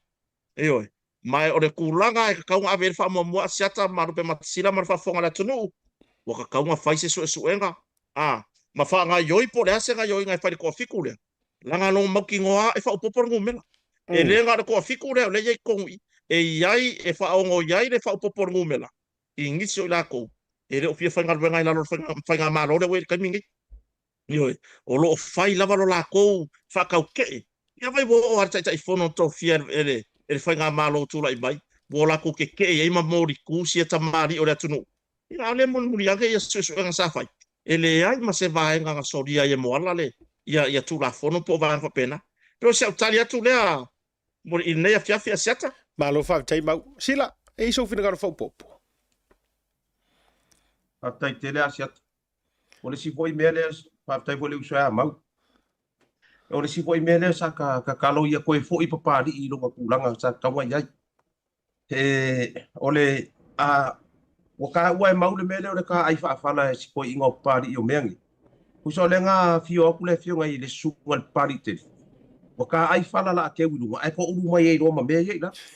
Le se fulu milio nga le nga ru mare sai. La nga ya nga ko uru mai. O le ma mafai ko ngo fala. Ai fa ve kai ai le ali. Wa eu mai me ye la. Waka ko lo ai nge o ha unha fai la o kala lu ngole le ki o le mo di mau le so ya mau ko inisio time lu ngole le ki o. O ke ne malama penga fa vea o nga ofi le mele o fai fa pisini se fa pele nupi fa e ka ko malo. Le malo le sa ia mo. Mali. O le nupi fa e lo nga le ngofu ko ma fa puku ia sa fanga kangaka. E ko e turna ku ia la ko ngai pasenge mo ngia la ko fa nga me o le sa lo ka mai ki. O le sa tina. Awo u mako yo kei. O lo whangua lai ngā kai kua lea sa mai. O e make suso o marisi a wha e ka ale nupi wha. O ke leo malama. E ngā wha whiwhia ngā ofi mai le nupi wha i kokongu. Ngā ke sao linga whangua ma koe wha kau whangua. Ma whai wha bank. O whai pe o le running o le bank. Yes. O ke le i kari kongu po oire ka ngaka ngā whai a wha pere nupi wha. Aia ke au lo kari kongu ngā le mea sa iere nupi wha. Ngā o lo ngofu a mao sao whanga ale o whai ngā ruenga. Ma e wha kari. Ba inge ngai fa mang yanga mo le fa nga nga ya so bo ye la lo kamaki o le satina o le aso maliu kirisimas so le boka ke ile ofi mai ko o ka ke o so ku ile vai fangua nupi fa oi so ya la fa la ka fa mai pen ka ngai ka nga ka foi la ko pising si ai o so foi man nupi fa ya fa le anga le makeki ai fa fe kai a fio mai lo pa ri e fa sao se i ola lo le palaka o mengi o a mengi seiro ave ese ma fa sa o la sunga pari tele o ai ka ngaka ia langa kilo ia o isi ta ngata e te tonu o mea nei ia o ka ngaka i kongo e ka le sia fo ia se o ka maasi ia se ia asia ta ku loa o le uso ai mai se le uso ia mau ma fa fonga anga le tunu ia o ka ko nge lo lo ku ngi fa o lai a o le lo ko ia ma ka ngaka fa o lai ngai kongo o mea ngi o le mea nga e ofu ai le loko ma ku i le faka ma fa tanga i le lang o ai ngi me o ko fa ia i le atunu avele se furu milionga i o wa ka ko kana ngo inga kai mingi o le awu fa maungia nga avele se furu milionga li sai o ai le ngai sai pesa wai o fea so ngai se sa mo ai alu waku ngai yo ka ese ku waku si ko inga masiro makua le nupi fa o la en tailo lo nga kari po lo nga finge fai se lo ai mai o e fai mani pepa le o e fai mai le mea le o e fai mani karchang e o ma ele aso a o la o kali ya siata ma maule nge fea fi mani fa fonga anga le tu fa fe kai le ri e wo ko e mai ia pari i kongo ranga mai ko kongo se kali wa kele fo i ngo ka fe wa ia wa fai mai le kala le fai mai sole or ko kamari ia le sungal pari tele ia e loa se kai me fa fe kai le wa kali i le wa kasi fa fi kinga wa le anga le wa finga ngano le maro ko au mai pari tele fa wa nga se tale tu le asia tale ma mau le ne fi Malo fa tai lau sunga sila me se fo sunga ya mau. Ta ua yo le vaenga le tatu fa so amatai le amatanga le tatu fa so. O le vaenga mana yo lau toi fa te pa lau fionga rupe matasila. Le ngai moni ma fa maoni lau saunoanga.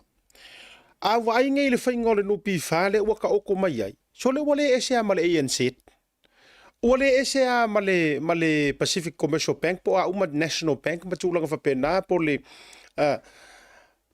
foi le wai ina uma manu mai lo nei ngai lo ka ma fo fa pe soli ole fale le o sa fanga foi le o sa ko ki le ko le ese male Inland Revenue o ma to New Zealand dei tu sai to titia le ese matulanga na vai foi le uma ko fa sa wela tax ia o fainga sa fanga o isi ta o le supa o uma tulanga fa pena o mantola o le wa isi manto vaenga na ta o kiwi saver e nei New Zealand ma ese ale la fonga ese le a pese o le la isi mako o kamalanga e kai treatinga fa pena fu le o fa yengi ngo nga kupengi fainga lon a o lona i tu fa le tonu o vaenga le e faingo fie ia nga authorize ia lo na kampangi ma pisingisi ma fa la pokopokonga ai matua paso asi tangata le ke kau sa ngoange e o afo ile tangata lai fai nga ruenga nga ruenga fo ile le fa factory nga ruenga fo ile le fa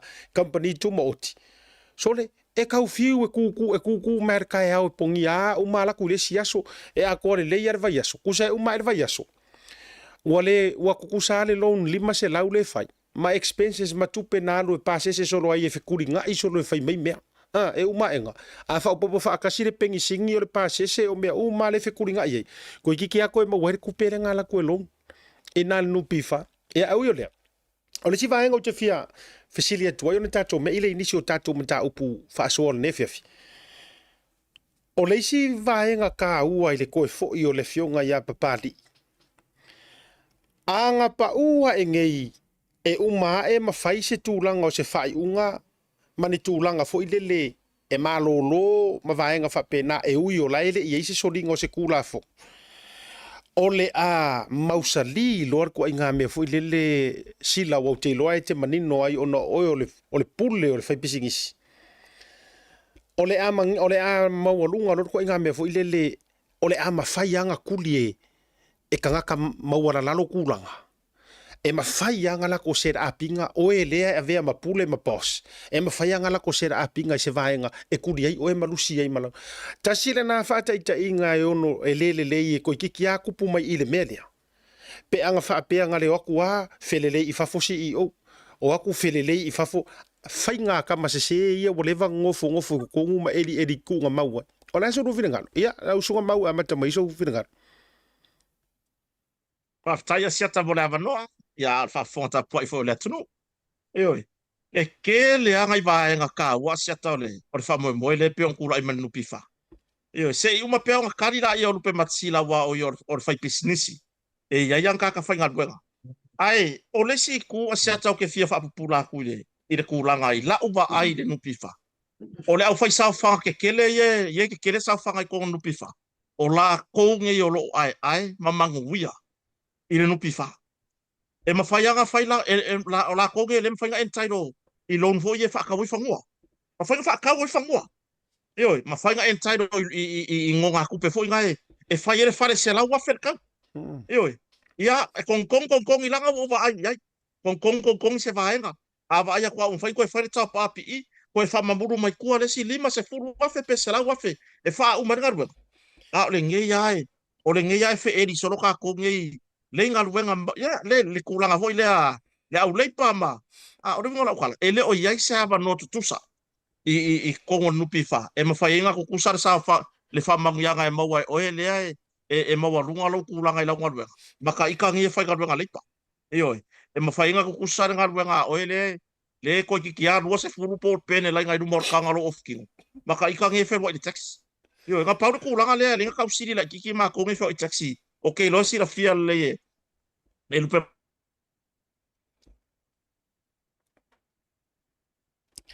Ia, o tau mamau mai le tā internet ai fo ua load ai ua tele fo inisi ua meli tā uso sila. Ia, sei Yoi. sau no mai sila se fa wa se to tau sa ili mai ele tā internet por me fo ua tapa el fraitu o mau. Ia. Whawhitaia, ia tu whawhisiri, ne whiawhi. Ia e moni lava le tau mo whai mai, se uma mai le tani fo ia sta uso, ia mau. Ia e moni le saunanga le uso. Wa ke lea le wha le kongu ila ka kilo nupi wha. Ma wa lewa fo i ngo ka ngofo le whiawhi ngei mea. Wa lewa fo i ngo ka ngofo. Ia mau toi wha wa mai lau saunanga na, whai tue lau sa whamtalanga. yo e mo mori akua ya. Ya re fa maruru nga foi. Yo ke longa amo mori ori ka uso i New Zealand la foi maruru i sila nga ma ali e sile ngo fa pe ya foi nge mo mori aku fa ma fa fa. Yo se ka fa ma fa ile uso le maruru le wo i New Zealand. E ku sai mar kuranga fa le kongo le internet. Yo o le siku langa le ka fa le kongo.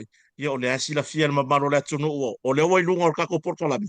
Ya o le nge ya kusi mai ma viri mai pe o kuranga o le fai ma ele nga kalango kau si paka kuai. Ele kulanga o kako fa moi moi. Ya, ai. Pe o si kulanga nga. E koe fa au se fa mkalanga asiata marupe matasila kulanga o avano tutusa. E le o mafai nga maua le ya vango kusa ye kongo nupi fa. O lo o mafai nga ai la kou o kikele sa fanga.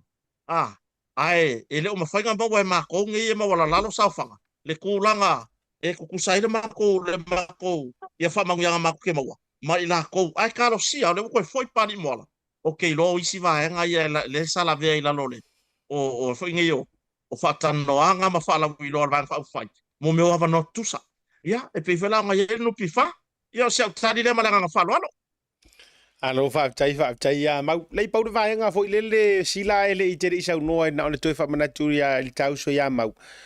O le me foi lo le tele o video se fei tu tonu o le me lo le machine fo. Me le laptop. Ma le me le download mai o mea online. E tele na tau si lo wele internet i taimi o live ma. Ia e sau no mai sila. Wai. Te umatoe. O se ava no o sunga mau. Yoi. Asiat. Le nge iae e whai ama wha pere internet al ka usu. E moni ale usu. Wha le kongwa internet i ngei. Ia ke wha asa oa voi lau kalenga le vai malai. Ia e wheo lono anga i mei o se whai kongo le wale i loa e si matingi wha awatenga le kau whikulia kua me kongo. Ioi. E moni le tau whai mai le vai malai se ato ia mau. Ia e alofangia mai se makua lalo o uso makua i le kako Paul Kalami. Or kua inga e avere internet. Wha le kongo ke le internet. E mafua mai ai mei e kukupu ingei le. Vai la ua o ale vale le wala ku. Pa u nga kai i karu wile ngo internet. Ia o se kani a set. O ma u ha kuri sa wanga le uso ia mau meo ava ngoa le kusa. Ile le unfair, ile me le unfair opportunity. E ave le nupi fa i so tangata fa sa fanga. Ia lo kari ko. Pe se lau nupi fa, pe fia ave lau nupi fa. O le fa sa fanga, o le fa sa fanga. Ele ai se fai sa fanga e sa we langu auronga lau e fa ko le ngala kala ava ngot tusa o le mea kongo nga o le ku lalo fo le tato Paul Kalame le nefia e ye foi ma se tasi o tu lalo le fia mo moli tu siata il nefia fina mo moli me fa fia nga ile so yata e mo moli tu le fia file nei il lumo le Paul Kalame le nei ale al tato tautaya o le tu lalo ai le fionga i sunga le pari tele yo e mātou te le whaatonuina pe a o ia le matapia le mana yo pe upo le tunu o sila fia. ai a fa pe o le se fa se to fa la sunga pari tele ma le pulenga lupi fa e a pe a kiringi mua ka ko system fai mua se ka ko nga luenga di system o fa pe ngai la ele o system ele o system fo le ko o le computer o le system le fa to la tala kiringi mua ka nga ka ye fa fo me le system fai mua ari fu ngai ka nga ka ye fa fo me le system Wanela wo mga kuwa ile fa nga solo tato pol kalamia set wo mga kuwa ile fia filingi le akali yor ko inga fa nga luenga IT IT me fo le IT ya saulo sia nga wo le ya ka fo ngai fa mi mi ko inga le ala langa le ko ngalo mu fa mai lo le ko inga le ale wo fa lo wo IT lo ka i le malo fa mai ko inga e maka le lo ko inga le me IT me ko inga oi hoi ai o manguia ma ainga e ko kongi ro wakari le mele fa ngal nga nge ai ki uma me uma e o ka vale ai ki uma me uma fai uma lo wakari me uma fa mai lo le fisila ko inga tama o le ala fa sa mo le le bingo nga me le IT fa mai se pa wan me ka kana ngo o le lo makua nga ke o le lo makua la le maka ia mai ko inga le lue ulu o fisili mar ko inga le lue ulu le IT o le fisili fa ko lu ko inga le fa mai lo mar ko inga le o fa Tina, se kani mai ir ko inga ole me le fa sa mo le me le IT. Pa mai no lo makua. Ole yo e tawaso. Ai a fa pa lang yo le income tax. Yo le pa fonga ngale tu no le ne ya pia. So ye te yo e tawaso. Ole fa sa mo le na le IT. Ye pena le winga na la talo le sunga le paritele. Kilingi mua ka ko income tax. E ka ko sa se IT. Kilingi mengi. Maka mai kanga ia ku le system. A vese mai ni kanga ia lo fa mongi la fa sa fanga. Mai le sa ngo mau. Ele ese ava noa. Ele ese equal opportunity o mau nga kai. Le fa ino kanga o le kanga e ke le langa tipe mai ko mai le fa afe ko ke kusi ma mai ya ke e ke fia yai. Ia o fe ko ke le o ko ya ngi tip. Nga ko o ko fai le ami o tonu le atua nga wenga. Ai le ole ko fai nga tip ma ia pa ngare me o ia ole solo muri mai kua ile alu mai solo muri mai kua o se kale aku le asia tale ne via alo mau ora ai o leo ke manga kua e sa o le leilu matasila re ko inga le male lo makua re ko inga le male lo makua le ngo kala ngoi fo ile sia fiafi yoi Wan wako nga sawe lo makua di kaulanga kalan pensiong ya wan pensiong anu pifa. Iya. Yo wa sau fio wa umala pensiong marko inga. Ire si ikanga de wa yang pensiong a. Kamu ngo mri fanga malo folder fatu tole tu sama utas. Eyo. Kan wako la ya le ko inga o lo makua. Wa ngo fo fare si ko inga. Ngangal wako le lo makua pasi lu mar far komiki wa ya ko la fai man pokonga ar komiki tina. Ar wako lo kogi fa kau si ko ing.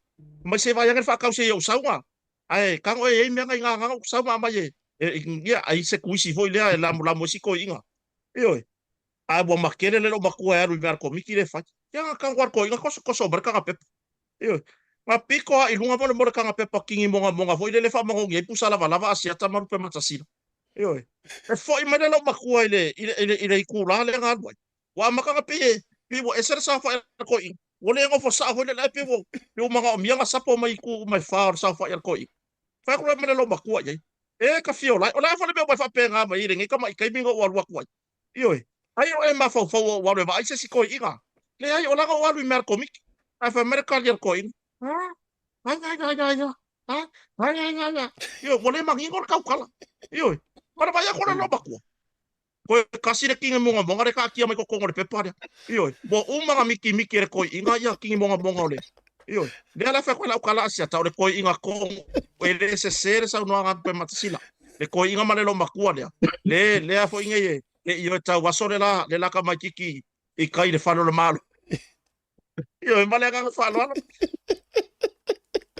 Ade mere ia aku me fa ina winga na ne fa chulo tala ta ilo ai nisi uru popo a uru popo ala ia tanto o te ia ai samo o le si o le si io e ta waso o le si o le miki o kingo mo malo io la tanto La tatu fa me isa o ile anga ka me kide le ka ko fa me ole an tatu me ia tu le tasi le nei o vaenga no uva tu o fa so sila ma o lea wa alia e mai tonu sio tatu tunu le maliu o se tasi o malo le malo a o talia le tolo lo wina o lona fa salanga ina ua mai a ona fa maonia le fa msinonga mawalunga tūlanga ilana sori ngā tūla fono i se vaenga sa molia ai ono stasi fo tama ita i malo le malo ia i se mea na tupu mai le luafe lua suma le tasi sa vai i whangamalo. Sa whaia tūla la u whaasoa ma ua ute i o ke sa ili a kui sa moa le ano liu o le tala lea. Ai o maua mai eina inisi o utau ainga. O le leo le ua maliu vātule. E no nofo ma se tasi o tamaitai o le mātou si o mātou ainga tulou lava ia si o mātou nu i sa taua. Ia ai e malanga mai fo ile ua maliu mai se nu utua o ila vai si moteli se la fai. Ia i vai sala tulou fo ipa i o ma taulanginga. O lau kalala leu ki fai atu ai tātou whaasoa lau tele ona whaaliso lua fina ngalo. O lea ua sau wāia keises ngei o le lua fe lua kasi. Leo ba sau mare keisi lea mori ai fo ile ai tau bava me le taimile nei o si sui fo ile leo le sa run mai fale alili le pa election le sunga ya la auli tu lo le swafa wata ua walanga na ua ilunga ai i telefon e ui ele fa maungi a o le ua sau wa keisi ngei fo ringa mai wa sau wa maua loi unga a o le ngei ya e fa karikali po fe ua fa ile keisi fo ile le sa moli ai. Se tasi o sui ko mesina a o avea ia fuia vai ili ken kai o ma ko mesina. Le sa fa ma vai a avea ma fai pule mai le moteli sa la fai ma avea ma sui fonga fetalai. E ui mori mau kuku a e fa mori mau e fa se tasi o mori mau le ila loi Wellington le teimi le nei. Sa fai ma malo le pou i fale olo. E lango inga ai le mau o tamaitai lea. Ale ai o mar kemi ngai o le au kau kiro i lopo fer ka peka po le fala lili ile ka ai. Ai o le fala utele so rufi ngalo. E se li le mawa ai o le ko inga kulanga fa ma ile o kupu kongon mkanga ruenga. O le lewa e ama mangu wa e sa wanga e fai ka mai kai. Ai pingi era o ri i lunga i ranking mau lunga.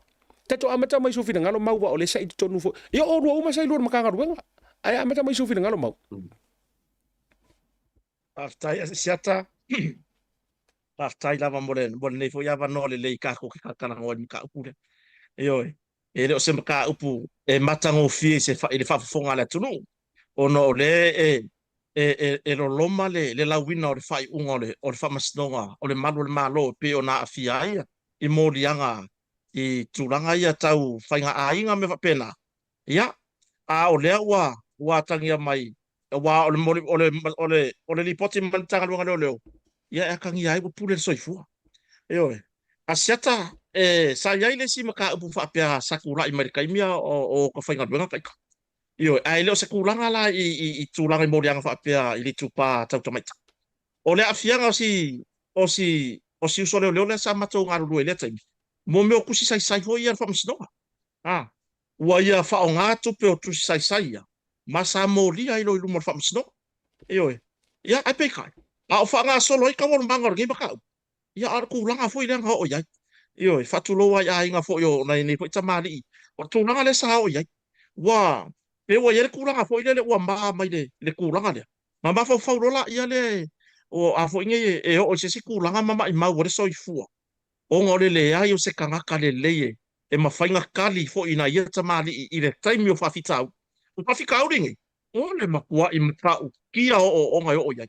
Dia lava la o lava ina pule de soi fo io ia sia foi tamali ia ma tulanga le asata mata pule o lo FC ring ia le tulanga langa le sava va o le tunu io le la o ayo o ngani so mata upu o tulanga fa leo lalo mai a le ngia ka kali kulanga le maka upu ngi langa le foi sa mori ile sunga ile le sunga fo ile leo ya pai tele ya o sofa na si o stamari i foi le sa mori ai fo me tu inga tau fa le io a o le ai mori mau ku anga o mai i lunga i maka upu ngi le pe ona afia ile ia le fo isa avea ma komisina lango ia po sui komisina fo mtanga wenga I nisi fo yo pulenga ina tau sanga vai atu ma o le fo isa avea ma fong fetalai sui fong fetalai o le maota ili pai inga le na vai atu o le fela kwala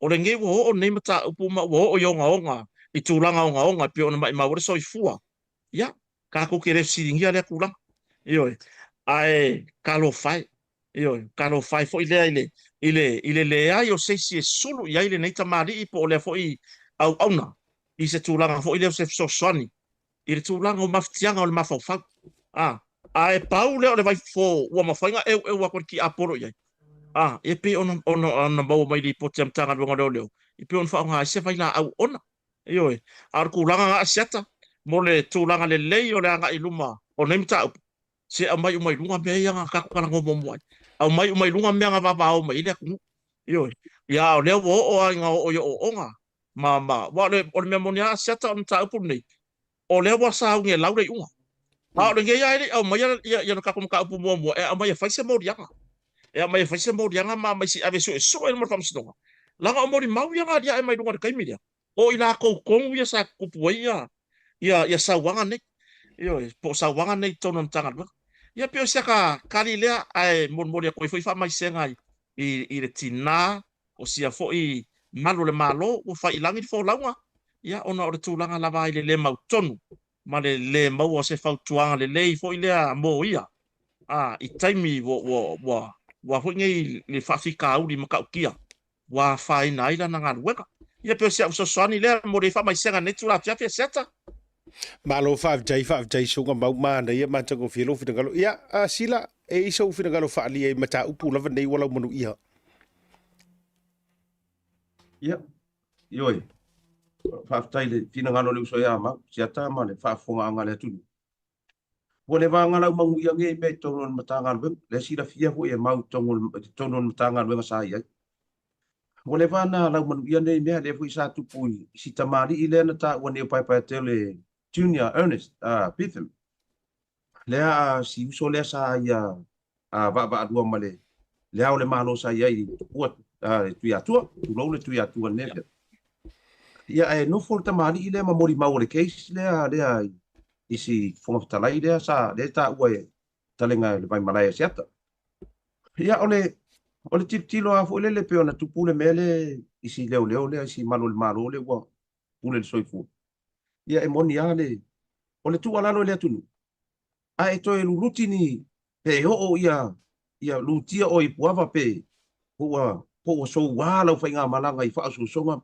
va ai mai I urupo ni to va ai se urupo ni e te fa so mai te fa so mai sa we fa so mai nga feo lolo le la avenga nga ke ile avenga la mo ko urupo ia ki I lo mafakianga nga ke ngofo mo ai va ai po fe ma ko ke kanso inga oi su mai ma ko ka ngo fe kanso a vaku le upo le ola ma le upo e fa ma ngalo ma vaku fa ma si au ya ke oi ko e ka mo fai e le sa fe au le soi fu ma le ola le na e pule ile tu ai fa ma lu ma fa na atu si ai ngo si ata mari mo tu o le ola ngani o nga wa lu luki mai le li ola langi a wole ai si to manga ia ai pe ai ngako o manga isi ai ngako o manga sa o kama se voi le la o fa ye fa unga fa pe ale uso ia ai e moni le sa nga le fetalenga si ata male le tala no me sa ma whatever le vanga kupu nge me kongole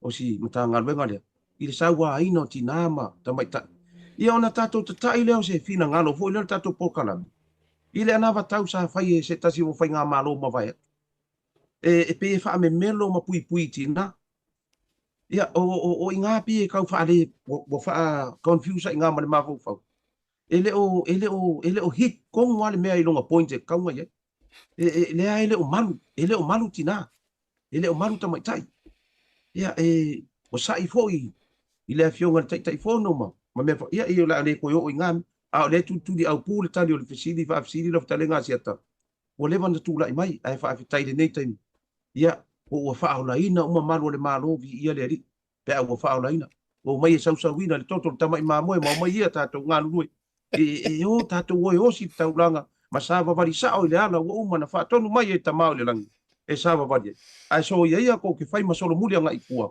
ma le faale kongo ka ko keisi ma mea uma faapena o le tali atu le asiata ma mau neve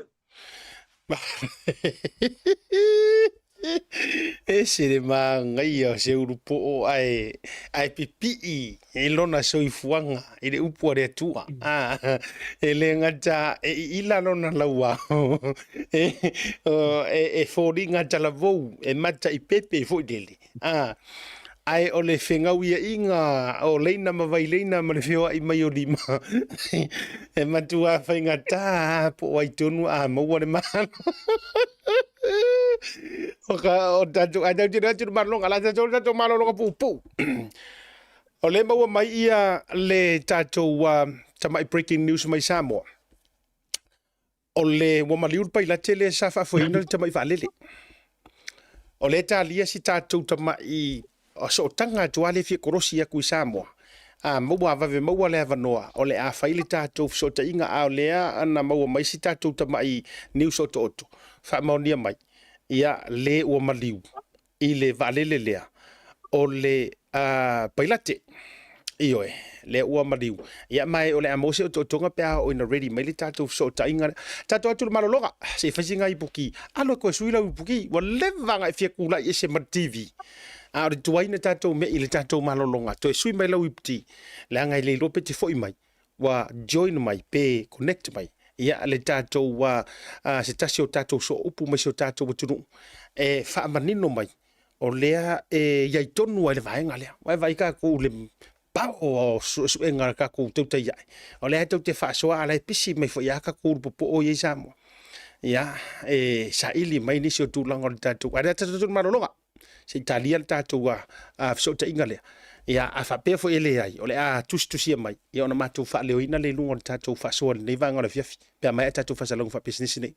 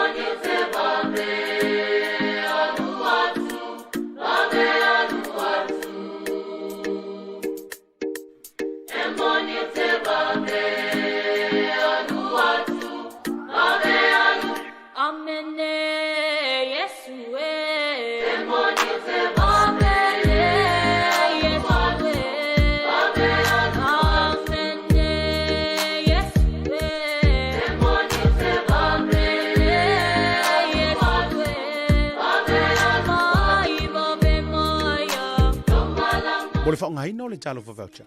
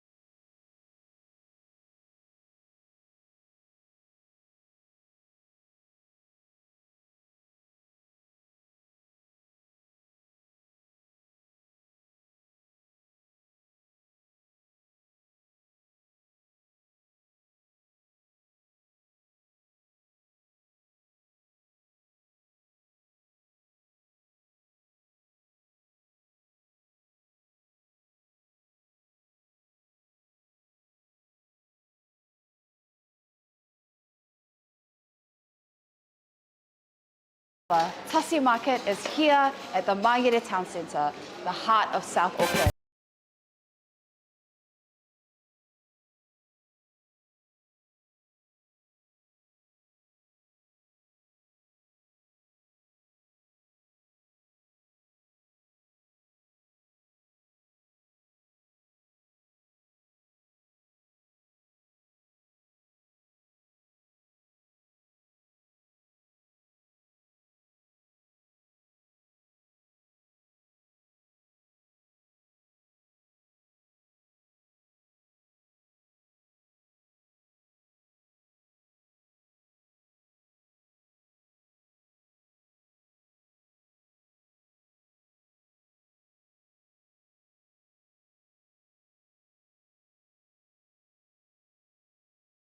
Watile ua tele titia faminu te daily tula e ono o tele fitu di taimia Samoa o le ono mantou di usira dei au mantou faso ai fo i tulanga o lo tupu mai si o tatou tunu e taua mono tou sila fia o le vaenga e pitusili na matanga ma le o le faatupula ia o le tu ai ngā mionga o le fia o ila tou o lo umia ni tō finga mauarununga te tono o mtanga ruenga o leo e lātou te whaia a wanoa fo i e whaonga hai nai o lātou tūlanga maurununga ma tō whinga e sawa hai nai.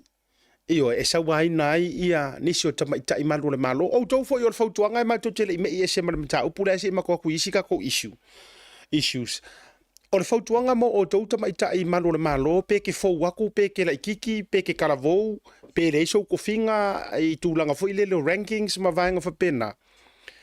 Aua foi pe faasufi foi oe ngi folanga le wari inga. Le no pomoni ma rupu tino.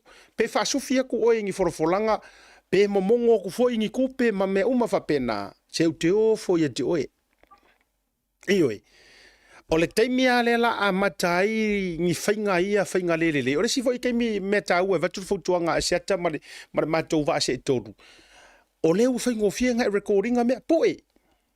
Ioi. Tango e po elele ia le kama i video nga o taimi e fai e tuai tala fa avalevalea vatu fa fonga le tunu o tala fo i tausua i oe fa winga lua tausua fia fai ko o lua ma me uma fa pena o vaenga umana tango le le record walanga o le soifuanga le nei e lakia ai e alaku marau kangi le lei onga whaingi su enga e ofisa e matanga ruenga lava ia ma sao i manu. Ai ala ko marau ku inga kangi nga muri ange wa kukupu mea e faalafi ai muri ange fa kwa e ko e firifiri e ke aru kau a o levanga umanga fa nga e kupe o tatou e vatu sa o hale fautuanga bailanga i foi diskanga fa penga. E fia talitali e inu fua ma wa o ingunga mangai mea o whainga ingunga ma whainga paki. O i e tele ina lape ai tele. Ia, ma tutupu e whawhita auri whapea. Ia ora kua lalo whainga e watu mo o tautua whawhine ma tamaita i ramato wa au vaase e toru. Awalanga e se kala e whai kaimi o whaasua avanga. E se foi kala e fai le malama a o ngina to tele o nisi o taimi e whaasua avai. Ia ngā vairola ia lea pe e vave e ngausia i lalo e vai ina i nā lau pāpui. Iyo e fai mai ale or kala valea lea ku inga, fai mai kala valea lea si ingia, fai mai kala valea ai. Alawa e ata ia ma e pi ta o tuayo na te iyo e iai. Be careful. Walanga e mawhai fo i ona whaapea o le mau ke sa malai ngā kunga ia rātou fo i o le whaia vaenga ia. E iei fo i lau pito la au. E iei fo i lau pito la au o tau tamaitai. E te tau ona whai. Walanga o koe ngā mea la ngā o le uma e ngā whaasua a vā ma wha ruaruangia. Whai akur kala al singia aka iai, whai akur kala al singia aka. Ia whaasolo mare o whio ai o kama ilima maka vai vai al singia. Ia he uma e roa e toe mau maua e rou ko o rua. Ia ngi rua wheteksa inga mangisi mea. O tātou e te lea tūlanga whapena. Ioi.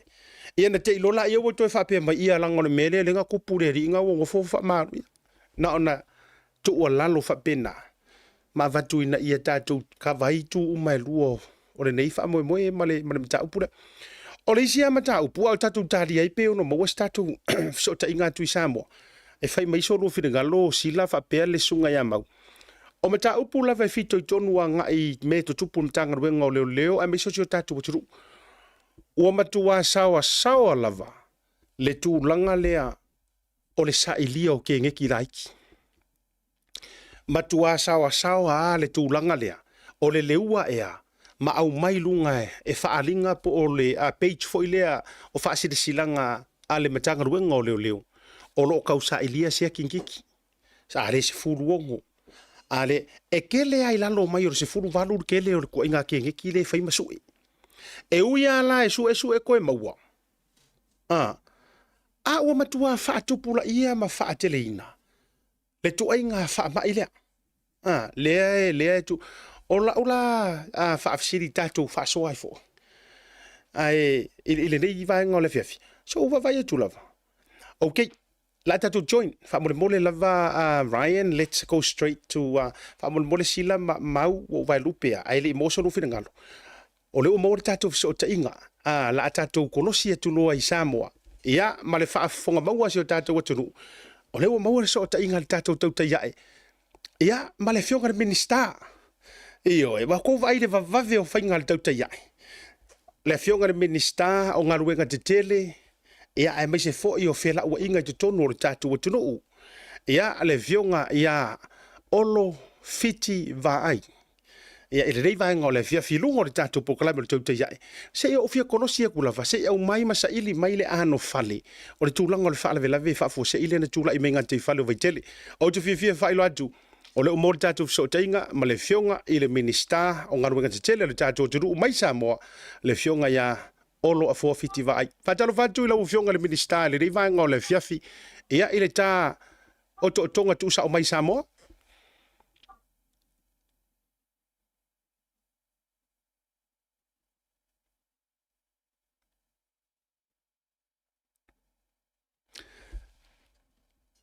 ia se tau seki ko lava le tatou internet se tau mawhai atu lava ia le internet le tatou o le seki matou le matou pito ia ai se tau mawhai atu lava ma se tau whailo atu le sunga le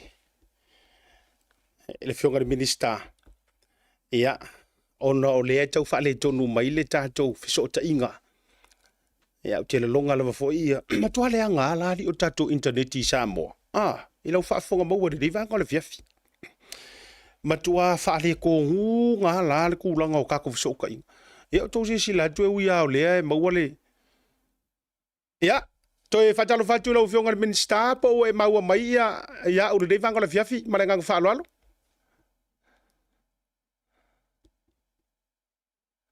ia sauno mai lau fionga le minister olo e maua mai au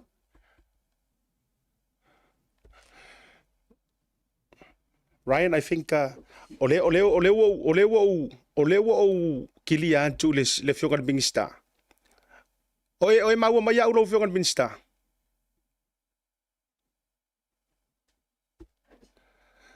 ia se koe kau se tato atu sina malolonga pupu lea o le kiria le lau vai atu le fionga le minister. We're going to go on a quick break. Ia, se toi so tai atu. Ia, ona toi au mai ai leo le fionga le minister. Au ko ke pone, le lava tato taimi.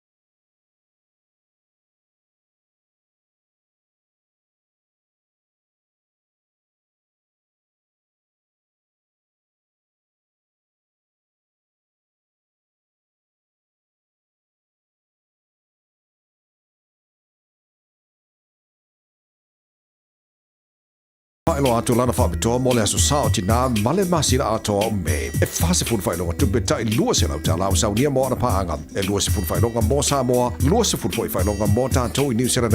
E se ina whailonga se fulu I aso whareilo wa yaso re tasi. E afu atu las whareile se fulu o me. Mana tua o lo whaawau fo I le whabitoa e nao le lima tala tongi pia e whaonga I le Pacific Easy mobile app. O lo avano fo I le direct transfer ti posi ma yelo tupe I le tātou account ma whaatino I lungo le telefoni la whaino au tupe whamamoli. Ai inga whaapitoa. Awari ngalo silia ma le fitu se fulu a tātou la lau whaasopoli ai New Zealand. O lo avano fo I a tātou ofisa I o Tara o Tāhuhu ma mangele. Mo nisha whamtalanga bala au le telefoni o Valuselau. O tasiono no bea siasi I le apia fōringa Pacific Easy. O lunga lo penga tawhailangi www.pacificeasy.com. Pacific Easy o lau paanga mo tupe whamamoli Samoa.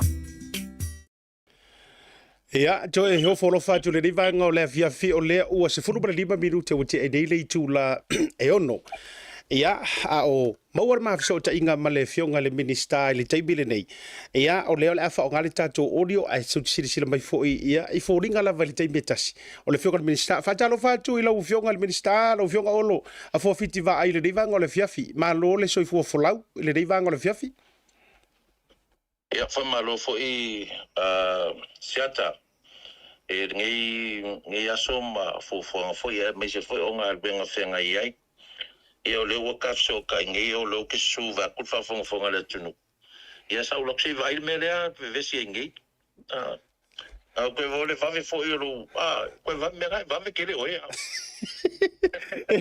E vai sila fia foi la ufionga le minister a mawalunga le mo mianga ma le fa to ina ele mamanu la utelo le tunu. Ia, ele ngofo le lei o te oso sa o atu lava ele fa pongai. E sa ili mai se tala o to vatu fa fonga ba wala tu langa mo fa popole le fa fa longo le tu no au mai o tala mai Samoa. Fa pe wo pa use va le nga ka yor ka ko o le la wo fionga le minister fa tailo taimi. Faftai ia o le whaki foi au ngi le fiafi wa longo mai o ofisa le tūlanga o le vaalea. Ia o whai singo po le whapeo ko inga foi a 20 horas ia whai malanga kukuila ma tūlanga whapena. Ai mo le sile fia le tunu o le I longo ina ia le matanga luenga I le vaalea e ka o le micro light craft. Masalo po ko sila ko inga vale le foi kai ko kasi de a foi le mo le parsuki lunga le fa nga le sambi e le fo ko ke lengi so malo le tunu o la ko mai ka winga la va ia le vale mo e ia kai mi le solo ai muringo o lunga le sambi foi le ama fa nga le I mo ka fa nga ia o le la inga o mai le poki kia o siata li pokile I ole former pilot ia stoina le onga le vale ia kai mi foi le di foi fa o longa vale I longa sabi kai I munu ai ia okay lo pola se kulanga wai ai le avakungo longa le ambulance falmai po o mono soifua po la se kulanga iai o le vaa le kai pe o mo me drones fo ia ka ko le me po ka le fele le ia lunga I ele o kai mi fo ngai mo o ave le fautuanga le tato mtanga renga mai se le pulenga mle vale le traffic controllers inga ia failo aku kai mi malangai ia ele I faiala foila se ko inga le kulanga nga kai mingai mo longa safety la I feo inga vale le nga pawale le kulanga foile o le mawalungo langa le ele ka kau onga ova kule lima selau a fuku ele kulanga nga o lalo mai ai langa va o mea ia fa pengei e pe ango fai ako ele o kai mua le u a veise fau kuanga ka kopulenga skoinga sia inga ia longo pe la ko ia le foi me ele I se lai sing a fakanga nga ke fakingo ia ko inga ka faunga fa pe I langa vale Malola fa tai O le ala le isi vaenga yo no tuatula o le whawhitau le ai pe afa pe o le ua mai au maua nei la tūlanga e le o iaise la isene ia no winga e tau atata mai sale te tau ona whaatinoina lea vaenga ma tūlanga whapena o le ani tua o patatua o ni su enga ma vaenga e ono o atu ia le tūlanga le isi vaenga wha mole lau whiongan minister. Ia, I lalo lava ia o le tūla fono le Malevale le Savili po le aviation. Ia o ia te aula le tūlanga foi le minister. E le waua le minister le civil aviation e na te whaia se suenga. E le taiminei la. Ia ele o mawhai o ngā whaatino e tātou nei se suenga o me whapea.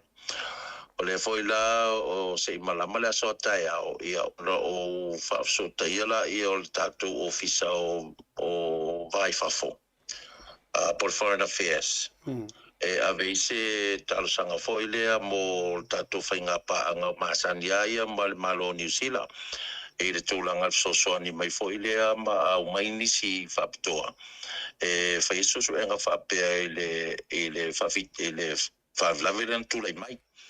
Ia, o nisi foi o tua patatua lava o mea whapea. Ia, o le foi o te loa o le anga whasa moa ma le tutongi inga foi o ia vaenga I le malo New Zealand pe a whapea e whapea mai ia le Civil Aviation New Zealand. Ia, o le e kongi mai sa moa le anga I mai o nisi e whaisusuenga.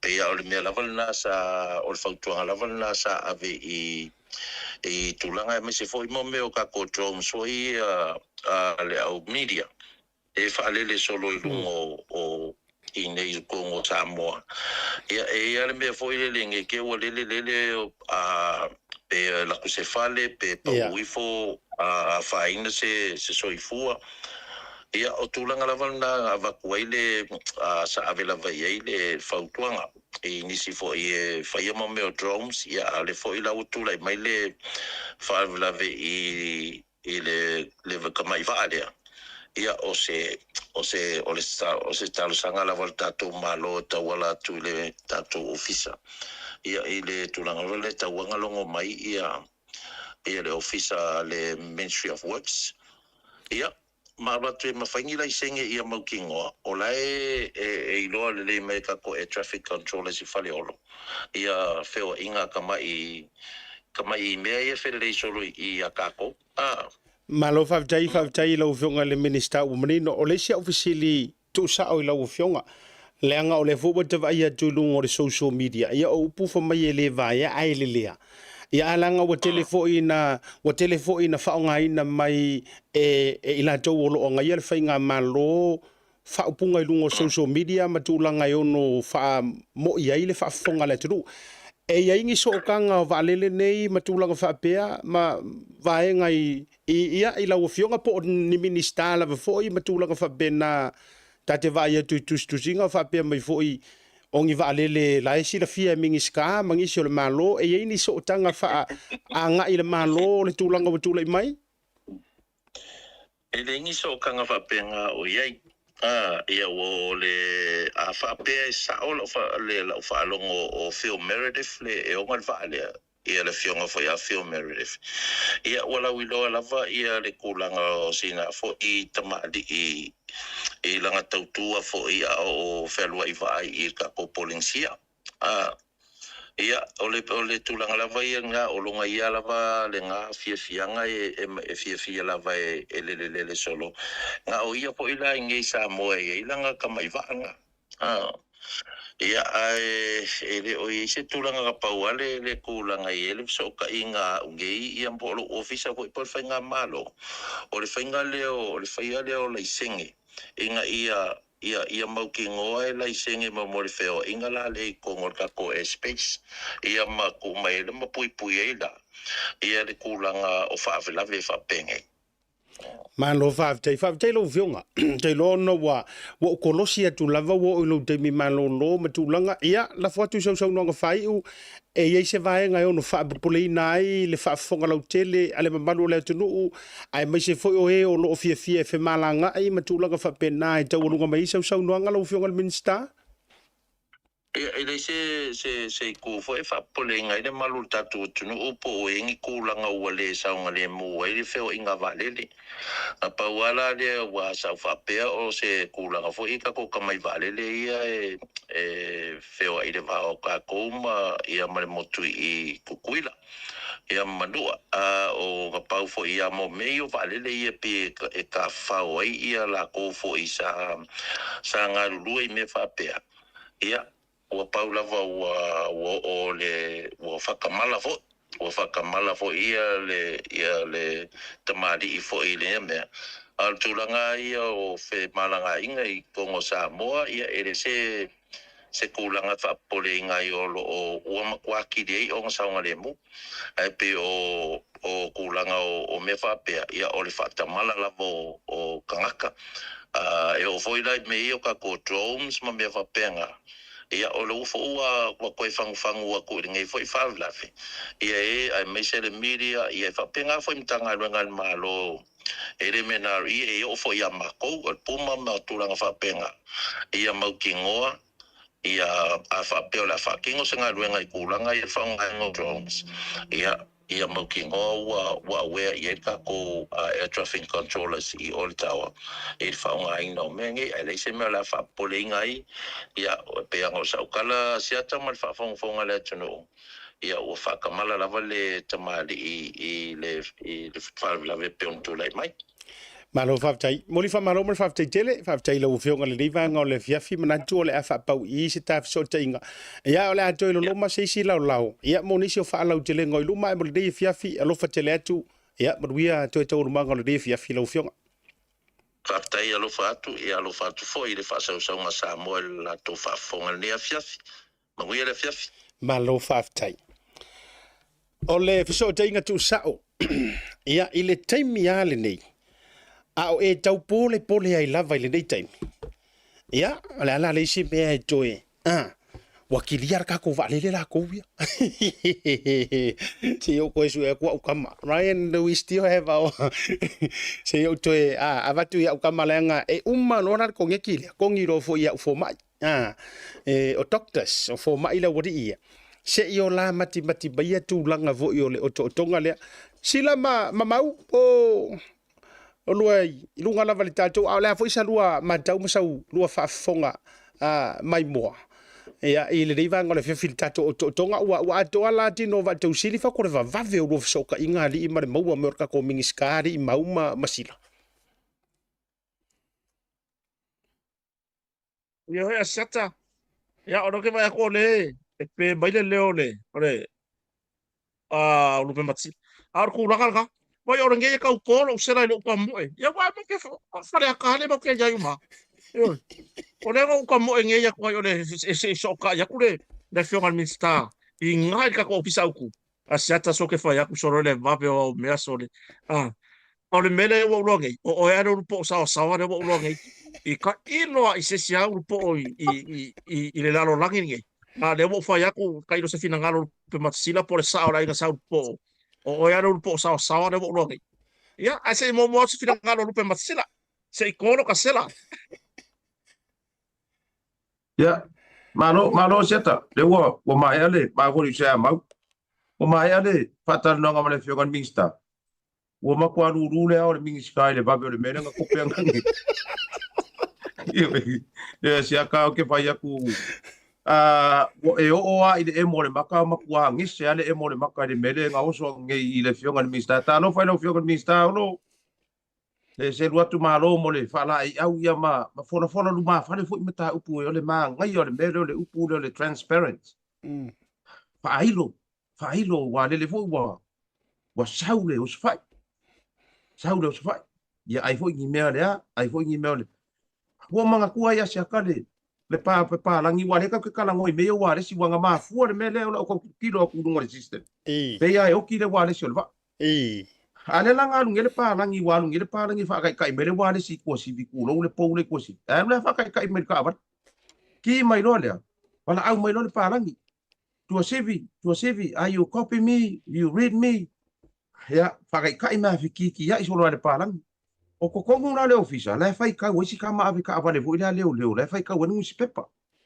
Ia si la fia la o ngai kama ia. Ile fa pe vo le ngo ngi su e nga le la ngo mai e driver. O la ko wo driver o le makanga benga. Ile i la ko ia me kala ngo mai le pa langi po ai. Mai ia to sevi, do you read me? Do you copy me? O le fa akolu langa ka fai me le pa langi, fai me le pa langi. Pe ia ka ngo ko yo so ko si. Pe ia le fa pe le pa langi si ko ko ngi kasia. Si ka malale. O le sa o lo ko fai ka ngo ngi pe pa le ngasu le san. Do you read me? Do you copy me? Nga ka ngo ko ka de se ile wa le mai. I am not copy. I'm reading. Ya, o ko nga me ia. Inga me. Le langa kupunge le wa le si le va le. I am not copy. I suru ro le pa ko nga ko.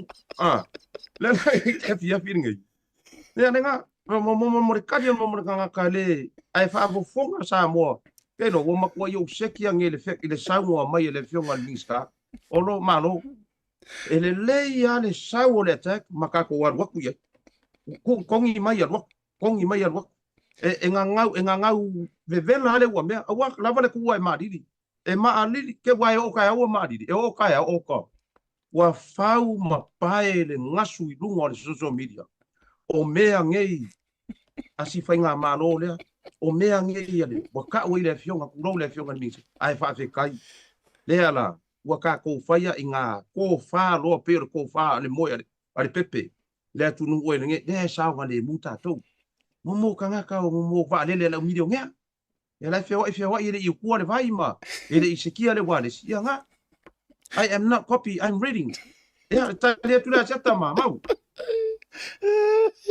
Seta. ya O ke fasa o sa no ala pe matsina. La nga o mo a pre pa langi le ofisa. O pa langi la seta ka sa fa piko ai fai mo be wale si. Lo ke fasa o le sa no ala pe matsina. Ma sa ka pa langi dia. Anu lo ngo fo mai o le ofisa ku. Ai ma ko mai la ya la le ka o si ko inga maku po ya le mtaga be nga sa ye. O ke ave ka va le ala. Ai sa fa ka ya ka fa mama o ya le ka le wale. Le la bala au le ofisa. 19 command center mo mai 19 command center o mo mai 19 le fa sa mo kwasi ko inga au le la ku ko re para nga ba ko e a fo inge e fai de media ka ngo for pa la mai raja yo le ko val au ko le fa ro ye ma ko inga le e ba kai kai command center o mo mai ya 19 usor or ka vale le mo kyo or kasiva command center o mo mai ya tasiva yo kango marpala ngi bai rocha yo rocha pusole rocha on the receipt kanga ko kali me fa pe pala ngi rocha ai fa o ke ngi mai don makai kai oi rocha re mo waris rocha enes ka ko pe ki ke kai mingi fa ya rocha le maro lo sei señor kai mo la cosifi asiata lea ele ko yai se si kari fa asili o le wa kari mangingo e fionga minsta yo e ui langa ka ko fa sela mama man pe matsa sila le su anga se va ngo i minsta ya ai mo mori le nga fa aftai i lunga ka ko por kalame i la sunga siata po la to farva i malai wa mo le ala wa kiria e wa le me piko sili le ka ya ka ko mo mo ya nge pe fa se maro longa le fia finde mo kiria e wa pe o fa sa o pe matsil ele i malama le i fo la so le ka fa ma ya ka la so bo mo o ka fiola pe e fa malu male pua o tunga mo mo ke lo kuskusinga ai fa fetai la fionga al minsta o lo le e se fili le ava no o fa ava no mai lunga tato por kalame e kili ai le male nga fa lo siata alo o teilo le via fili nei ua fili ai sua fa nei e fa e ina ya o dua o rocha ma copy o geilo o teilo le tanto por kalame a fai to te langolongo ina na fa tu o le asuia ngo tanto po o mai sa mo ia rocha ma copy ia omi mai lau love omi mai lau love le taimire nei e fai lo ai o ngo fo wi o o unua sa o ka mikiki sa va inga a ka ursiam ping mai siang upingi siang upingi au ka ya ona le taimi la tato tu pe fa mai ara u fa fsili le no fa fsili tu ai tau tele ikolosi le fionga minister ai monia au o le kahua ngā ma o le level le nā lea wa iei le tātou au nanga ma le tautua mai fo isi la whapea i al sunga mau. Ia o si la fia fo le sunga ia mau. Ia wa tele taimi fo i o tau awa mea ma fiso soani ma le tātou program fo popo le wa a fio mai la fionga ia sila au te lo fo o le vana mai tau mai le sunga ia a fionga ia sila. O le nau ta inga tonu a lea o lo utangata. Ka kou ke su i kongwa ma koringiu. Ioi. Tātou te sui tonu mea ma tole niu a maua tātou breaking news matulanga whapene. Kolosi sa o aia fionga i mingiska, kolosi o le nganga foi le no ia ulu matanga ruenga o leo. Watu foi ia ai ona o te iloa ua whai tātou mawai o ona i le tūlanga a o le nganga lea, no tamana o ai.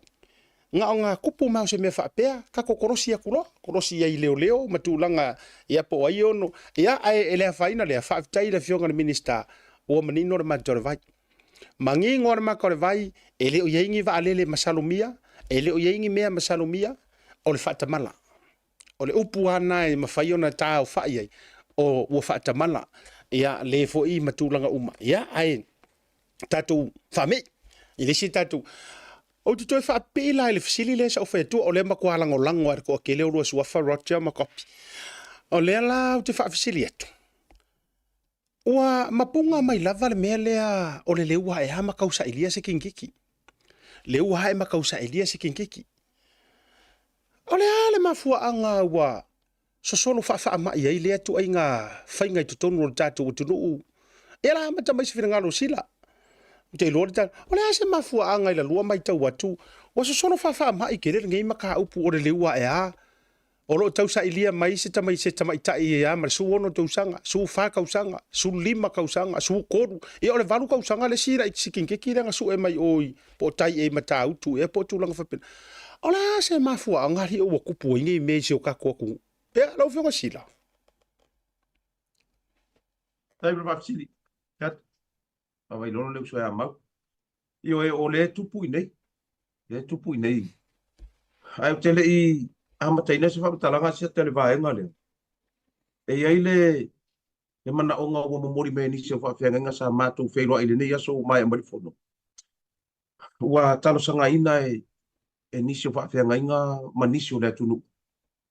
Le a whaase tō wha i le whionga le sa whapito ma le tatou whainga mālo le whaase.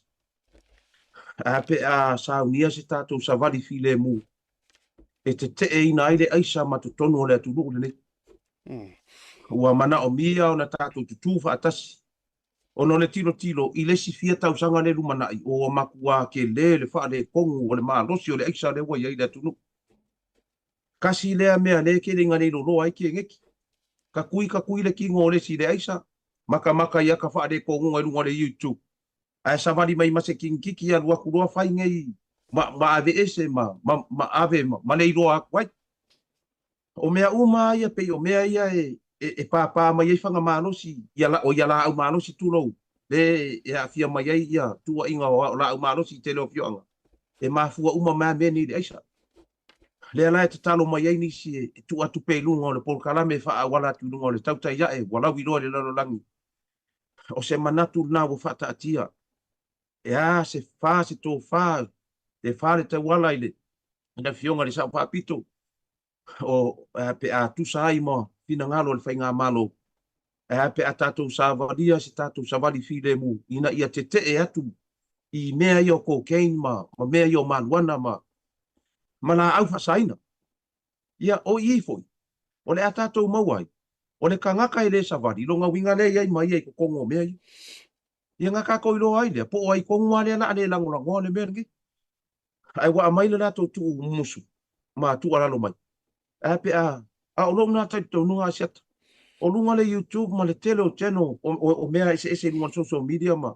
Wa iai maata wha ane tonu. Wa maka kwa ia mako i inga wa maku kua. Wa iai mai si tangata matu o mata matai.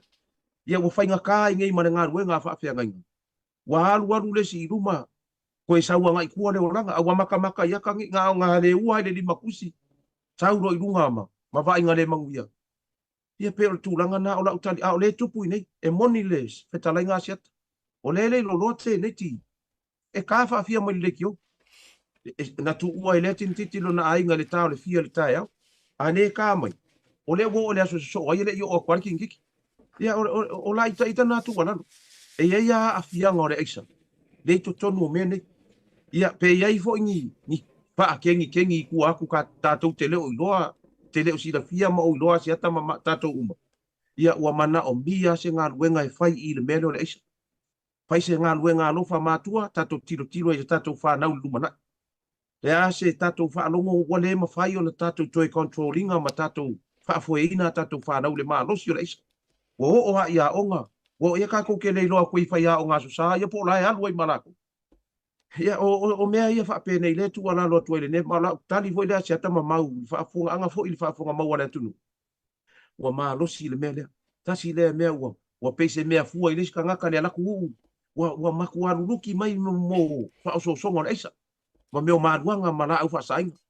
Pela tūlanga leo te tali e toi a siata. Ua ma losi tele le mea leo le cocaine ma le eisa i nei le teo tato watunu. Ia sau tali atu le ne fiafi a te urua le uso. Malo whawtai sila lo whingalo mau?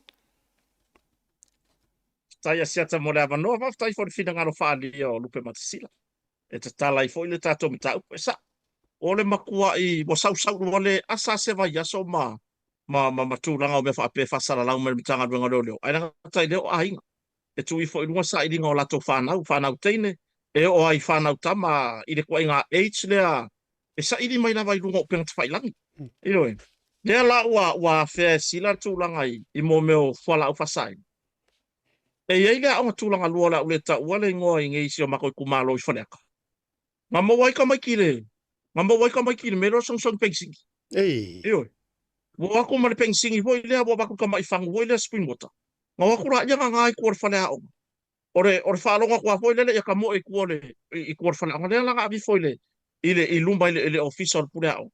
Ma okay lo pe nga or so ta inga ile mtanga lo leo sei so swani le mta pule o ngala ko nga me fa pe wo ba a fai o leva ai fa na ile fa ki ngo me nge yo o fa la o fa sa ina mar fa nga ino fa la o fa sa ina ya le la wo mai ka mai ki fa nga mar pensing yo ai pe o tu langa tali ile fa fisili male tu langa tono pe ona ile fa fisili seta e la ngona le fa no or ku langa e la ngona le fa no fa si fa ka mala kilo makua.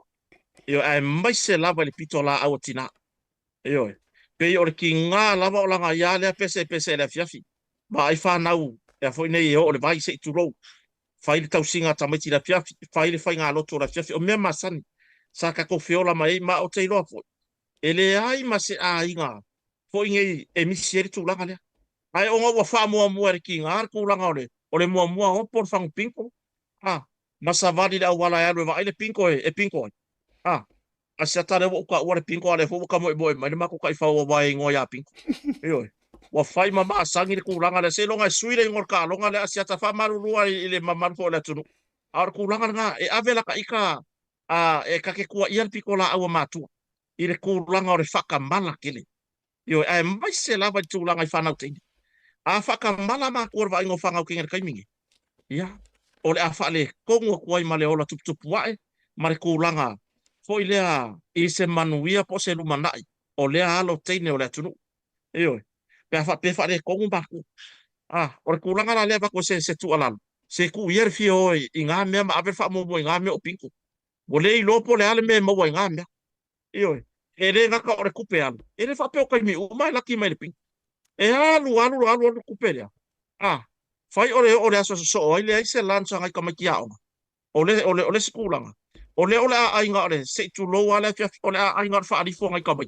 mare kila o mori ka fa so su ole la alu martina mar ku pe alu le pinko alu le ka mai ingu ava iyo pe alu e vai ku i e vanga fo inga ya kuro i runga mare ke kiki ia sa vari fo ile e lu aku i e mbawa le ka inga isi anga wo ole si kulanga sia ta tau na matala e ia matua kulanga ke fo mi iyo ole mele wo kupungi e rifo e fai kongo ke nki au o le mea mongi nga a o nga ngira fia finga video kula ia le fa ngoia u i ro kwa mama o ki ngai o ke sau o ke alua ka fai mea nga vidi mai la ia le alua kulo ese le me aru ia kuso le me le wo levan kala go mai ko pokwa onga foi de ai i la utu alalo e fa ngai foi lungo ka ko por kala me o tauta ia e pe sa oi sila boa ke longa anga yesi sila lo langi ese bale lalo langi ke lang ho o ia ka ko por kala oi la utu alalo o foi o se tama e ia fa na utine se fa mo mole matu se tautu na ta to fa na oi o ia le socio ma fa fa mar ku nga ngau makai i fia o le lalo langi ai ki ia ka ko fa ma ia awa lava ni e kari kongu le viri ya kwa sesi ken kiki a onga o sesi ka mai kiki a onga e fa angoi mai lo walo e fai nga mea awa lava ne ia iso tantonunga le naitu mai ole le ya o mea onga sio walo se pengo ka ko waule ile pole ale le form nga ka por form 1 form 2 nga ka ko onga se a fai mea onga ka ko fa nga ka ko fa se life so soni le nga pa i ole tua i mea onga mai le nga leo le ka ko ya o nga ko makako ye pera e o ka ko makako ngi me ngi ka na ole o nga na ka o ko ai le ka miki ya o nga o ka fo makua fai de me o so soni o angi me pa ko inga se o me pa nga ngai makua e mo wai de ko ngi le mor fa un tau sa o le ko o le fai bai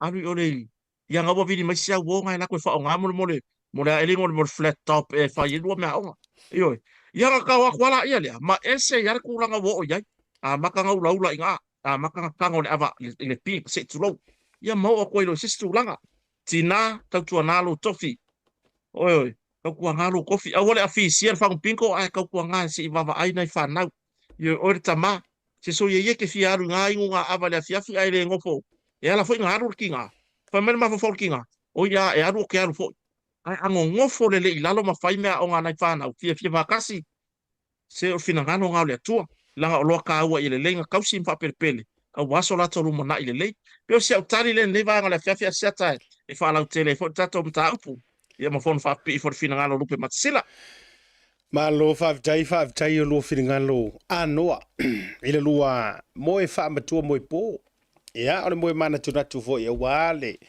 sau ngale mu wala ngai pe ro fa ia sole o fa karo ngai vaile me ngale lewa e aso e maile kingiki lewa e asa ulunga I fasara longa kanga ruenga leo fa mo nisi na va ia de ia o teibi buri na ofu mai ni ofu wa metula ka pena a tate vai ko la iki lava nei teneti metula ia ele ise fisili ele ia se tau fa ali lolo ino se tali tulanga wa sa sau fa afi fola au fa sai na tonu le tatu turu tulanga le isa manisi ya vaenga ia ai ono le mafu angale manatu ono le tatu taimi ia e fo isi vasengai fo tua I mai tua le tau le fitu matou ai manatu sila ia fa e mo mai ni nei vaenga o lo fiere mamano le tatu turu ia I tulanga le tau tua le motonga ia wa fo le toe fa manino ina le fa fonga ba wa le tatu turu ia o le tau ngai le tatu avanoa fo I mai tatu fa so le nei vanga le fefi maranga fa lalo ia paftai tele asia tamora no fa aru peona ta u fo le so ya maule mtang ia ele umane anga ngal paftai ele company le motonga I lau talenga vai malai mai se le fionga nga tasi ya mimono ia male fionga ya nae male ulenga atoa le lu tv ia e wa sa fanga le nei au nga fatau vai lunga fa ai loi mo le fola le lu wave tv ia tato au nga ma me fa ia ele tele se fam talanga le tele ane lunga le tato page ma ai mai se lunga le tato at ia ona I me fo ia nai fango ia asia tele te silafia o te iloa le te silafia o le le asea le ona sa ki nau lava ma tau ava me ina ia le vaenga le ono ulu asiata sa ia le mana tu ele to tupu la fa tu pele fam talanga ia ina wo to e mau al fangu le asea le tamina fa la wilo mai ia na ngo kangu le ingui ai ke wo vai ku na foi ni si matu te masa pa pe ole a mama ia fa pele lo lui ele to ia o koi ku pulolo le e si mai lo to tele me sila wai le ko ilo mai lo pe o fa vai mo va ai ku lo wa maka nga pi ka mo ru popo o ka ngo ko fa ku pulo mo le le ya le sa ore ki dia ala ki sa le ya le kongi me ala ki sa ole asiata ole tele na tato nanga le ole asea mal tato vaina le cheese free o alu uma tato vaina e lua i tato company le motonga ole ole turi tau nati lo time e isi wa o ma wai ma mau ma kele ko ya onga uma lo le por kala me mau ka paelo ala ka ko nga ko ngoyo e fai kungangi awa yangi o mai o wale o mai fia kama mafakuru mo kiwi umange yo para para ka ila lo ko ngol bele pa o ba le o ka mai kungang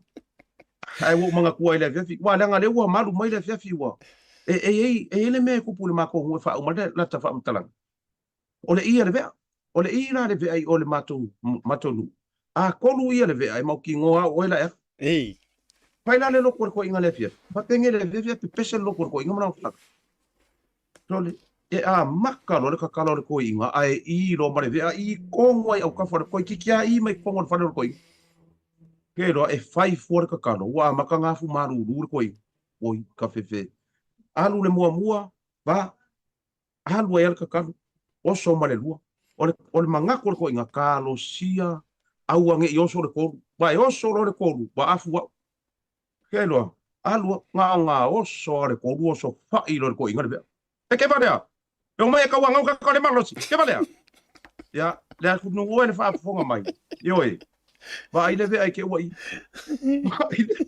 le ve ke wai asiata ya le nga ngai fia tara no ile atunu le fa fonga mai ta wana mo sina ata ale atunu le ne fia ia manatu lava tato wa umana fu le taimi la fa manu mai fa ai le ole fionga le nga ftasi red card ka ku pe ava pe umi ku pasi ku markai ia sa va talanga le asiata ta wa va me ina ila talanga le ne fia me se de uso ya mau ta no fa de uso ya mau mate filo i sa so ne va yaso ia mai ya tau nei mar company le motonga o te whata alo whatu fo I le tina le ainga lale malanga kui kuai ngai fuanga ia fui mono o le si fo inga whakati le ngai fui mono sfali male ma mbulanga tele o keti le malanga tu I le tu le mulfanua ia ai fai maria lua ta vale a wal fa pua ia pui kama I lunga wala ma me va penga walu le ka vale le ngai fa le kongo me o fingo fa fu pui kama I lunga wala ia o le fa mtalanga le asia ta nei tanga tele ne fia fi alo fa tele tu ale fio nga ftasi ia le la ma kopia ku ngai ia ai racha mai ka ko ngai New Zealand ia manu tele fa funga nga le tunu ile ne fia siata ya la lo se no iyo ya sa go ya mau ya onoli ya wa pa ta wonga mai ia so no nga fa fetaia asiata fa tai lupe matasila le ya fiafi se o lewo fai wo war sa nga lupe matasila ile kuranga le lewo fai isiona fa tu fo ia fo idea lo malanga tu fo inisi vo po fa a war fa pu kam na vai de pare ata arma ko ai aro ko wa fo ile le ka penga be mai duma I ba fa lo marka ko por kalambe de la wo pala ka fa pia wo le la e nga por sa nga sila le wo ma wa ko mo ko aru ka lo le alwa fa yo fa ta po nga fo ya na ita to tin na ga ta to to lua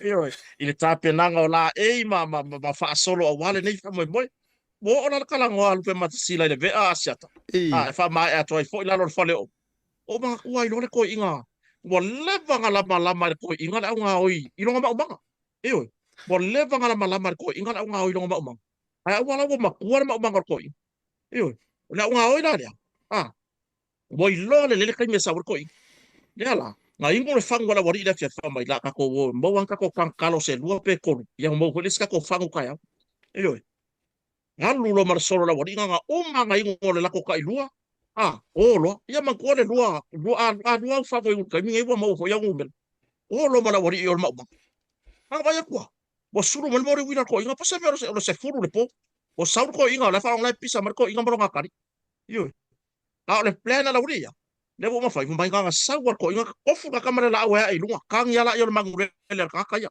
kang ya la ga ya mangure la awi ya wa ngi masalo mier ko yo o mer ko inga la o le boka kia wo lua kanga ya wo ma fai mar kanga le wo afa le wo kasera ma ko le mele la fia pa mai lo mar kana le fa ngo lo mele wo I lungo ka maringi malungo o ulu ye wo fe pe ya ga Kang fai mai ar ko inga longa kari.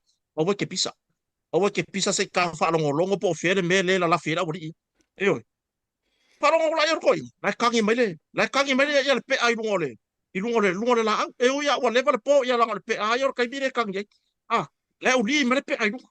Kangi mai le bang le. Ai la le seri bo o wale o. Parongo ko koi. Mo. Mo. Sole. Ke no la o nganga mo wai. Upe mata sila ma masiata. Man fa fonga na tunu. O nganga mo wai. Ya o feri povi o fekagi si mai luongi ulu. Eoi. O le kangi le pe ai le si piko. Kangi mai le sanga mo le si piko hoi le. Ai a o le kangi mai le povi. Ma. Wa uma. Ke no asiata pe matsina. Nga lui for ko ingai na nga ku mana ko ise tulo. Nga mala le ko sa lo povi le ngo for Vili lor ko inga maleo. Ioi. Ya mo mori le nga fa fetai asiata. Nga ta foi le o le fa fonga po ile tunu fa fetai le tau lango. Male avea pe o le nei au nanga. Foi nei tatu te mafutai. Ya o hani nai tala o mato saunia. Mo o tau le nei fia fi paule me ia fa maliaina. La tau fa fonga tapuai. A o alo faiva le ainga sauru po o. I lunga le nei por kala me au le tau tai. A o Mr. Mori. Ia ka kaunga sala le vai asopo. Ia ka kaunga sala. O le whaingo le sala Mr. Mori no ke mana o asiata. E lafo mai Mr. Mori se ma breakfast ma. Ma whaingo manu pe matisila inge. Ia a vipo sa oe breakfast ina. I ngai kuko ke iai. E laki la ia Mr. Mori pe asa ngi sa mo wai kasiar se lengi sa oe whaingo ma breakfast. Ai mo Mori le nganga whaafitai. Ia ka ku sponsors. Whaafitai fo ina teo ngai anu pe matisila. Le futu mai le tau au asiata e lango le tatou porkalame. O le tau tai iae. Ia mana ia kako company masani pe ona yai pe ona yai tatou pa la wilo i lungo tatou wala ata o le Blue TV mo mori le nga faaftai le fionga le nga aftasi o le fionga le lipule ma le au whainga luenga au le sole fa ku ai au le ya asiata ese hole au le yo au whainga luenga anu pe matsila ia atulanga na ioi mo mori le nga faaftai tapua inga la inga salevi o nai tinamta ma tua ma o tou umo mafta mai nefia awangi o kako pe o le povi le wakagi mai lungo le u. Ioi, o le kofia o le povi o lalo le se povi arwa luafa o wakagi mai lungo le u. Ai mai lalo o fale o isamo nei. Ia e fato fam fa soi fuatu. Ile nei vai ngale fiafi. Soi fuia. Alo faafetai io tatou faatofaia io i le nei vaega o le afiafi e se le makaukia ia ua keiloaga o urua e mai e i poviga e kagi lugo o koko ma lugo o esi ai alofa tele atu mo o urua le auso tulou o lua i tutetele mai tutaulagi tatou toe mo se faupopoga e lope teʻu tatou toe korosi foʻi le asofaraile ae mo lenei vaega o le afiafi alofa tele atu faasoifuaina. Ya, pasoi foia, rupa matsila, soi foia sata. Pasoi foia. Pasoi foia mau. Pasiat. Pasoi foia. Ia, tau runga na mantou programa le vanga la fiafi. Male auso siang upingi a. Makwa siang upingi a kama. Ia, fai o tua ile. Si fasi silanga le ile nei vanga la fiafi. Ia, o le social foi a le ainga tinousi lilo mai vaniko. Ele fai unha fola leva ia so ia ta lo fai o to uma la vo fia ta fa fao ia me se fola fai unha leva ia so le o to si se mai ia ta ma fa na o le fio anga sale lunga ia lango le fa mo le o si ma tu ai nga fo i mai nai sale lunga i foa le fio fo i o tinosi ma lo vai ia ai nga sali lo maiava tupunga mai fo i le tama ia tinosi li lo maiava niko family reunion social ia ole afia le fale fa fia proteso nightclub in Otara sfuru tala prepaid ticket available ai afa pete sua tu fai to toa sfuru malima tala ia e fa fia ai le tama i pese tau ua to fana meki ia me se fo DJ King ile foi fa mo ia fa tau so tickets fa so tai numera ia ma fa mtelanga lo ilungo le tatou pausa lena ia wa fo ile fa mo ia ta ma fa nau ma ainga suli feoi me se fo i ole no ia ma so se silava lata ia ole fa unga for version ni fa tatou papakiu le yo ko sungu ma liu ka ku papakiu masangi Free Winsford Street in Manurewa Ioe, le tātou papakiu le se e koe kofo ila usosi leo ke whaia koe ila. Ea na o le lua sutala, ea tātou ainga masani lava, ea ele aso to anai. Tau lunga tātou pokalame lewa kona fiafi, awuri te le tua, toi taimi, whea lava le te, maua mai eile rei pokalame, whaaftai, o miro le share. Tango lo share le tātou pokalame, subscribe le tātou YouTube channel, tātou wheloa ile aso tai au. Whamnuia le tua, awani ngalo, fa Samoa i lau whanau le nei vai aso atoa ma e fa Samoa i lau whawhainga ruenga e wha manatu ma wha mamaluai le nei vai aso o le Samoan Language Week le ngata o matou i Aotearoa i Aotearoa i manisi o atunu i whawhatu asiata ma di tātou Blue TV ma di proklame le tauta iae soifua mai manuia Le masina se i susulu ia Samoa lo atunu Talofa Samoa. O le vaiaso le nei, o le whaataua hina ai, le ngana Samoa i Aotearoa. O le alanga upu e le nei aso ngafua, ia maupea le to o vai. O lona winga, ia maua pele ono sai, i taimi e tutupu ai whaafitau. Manuia le vaiaso ngana Samoa, whaafitai. Na oa umasia upele Tangi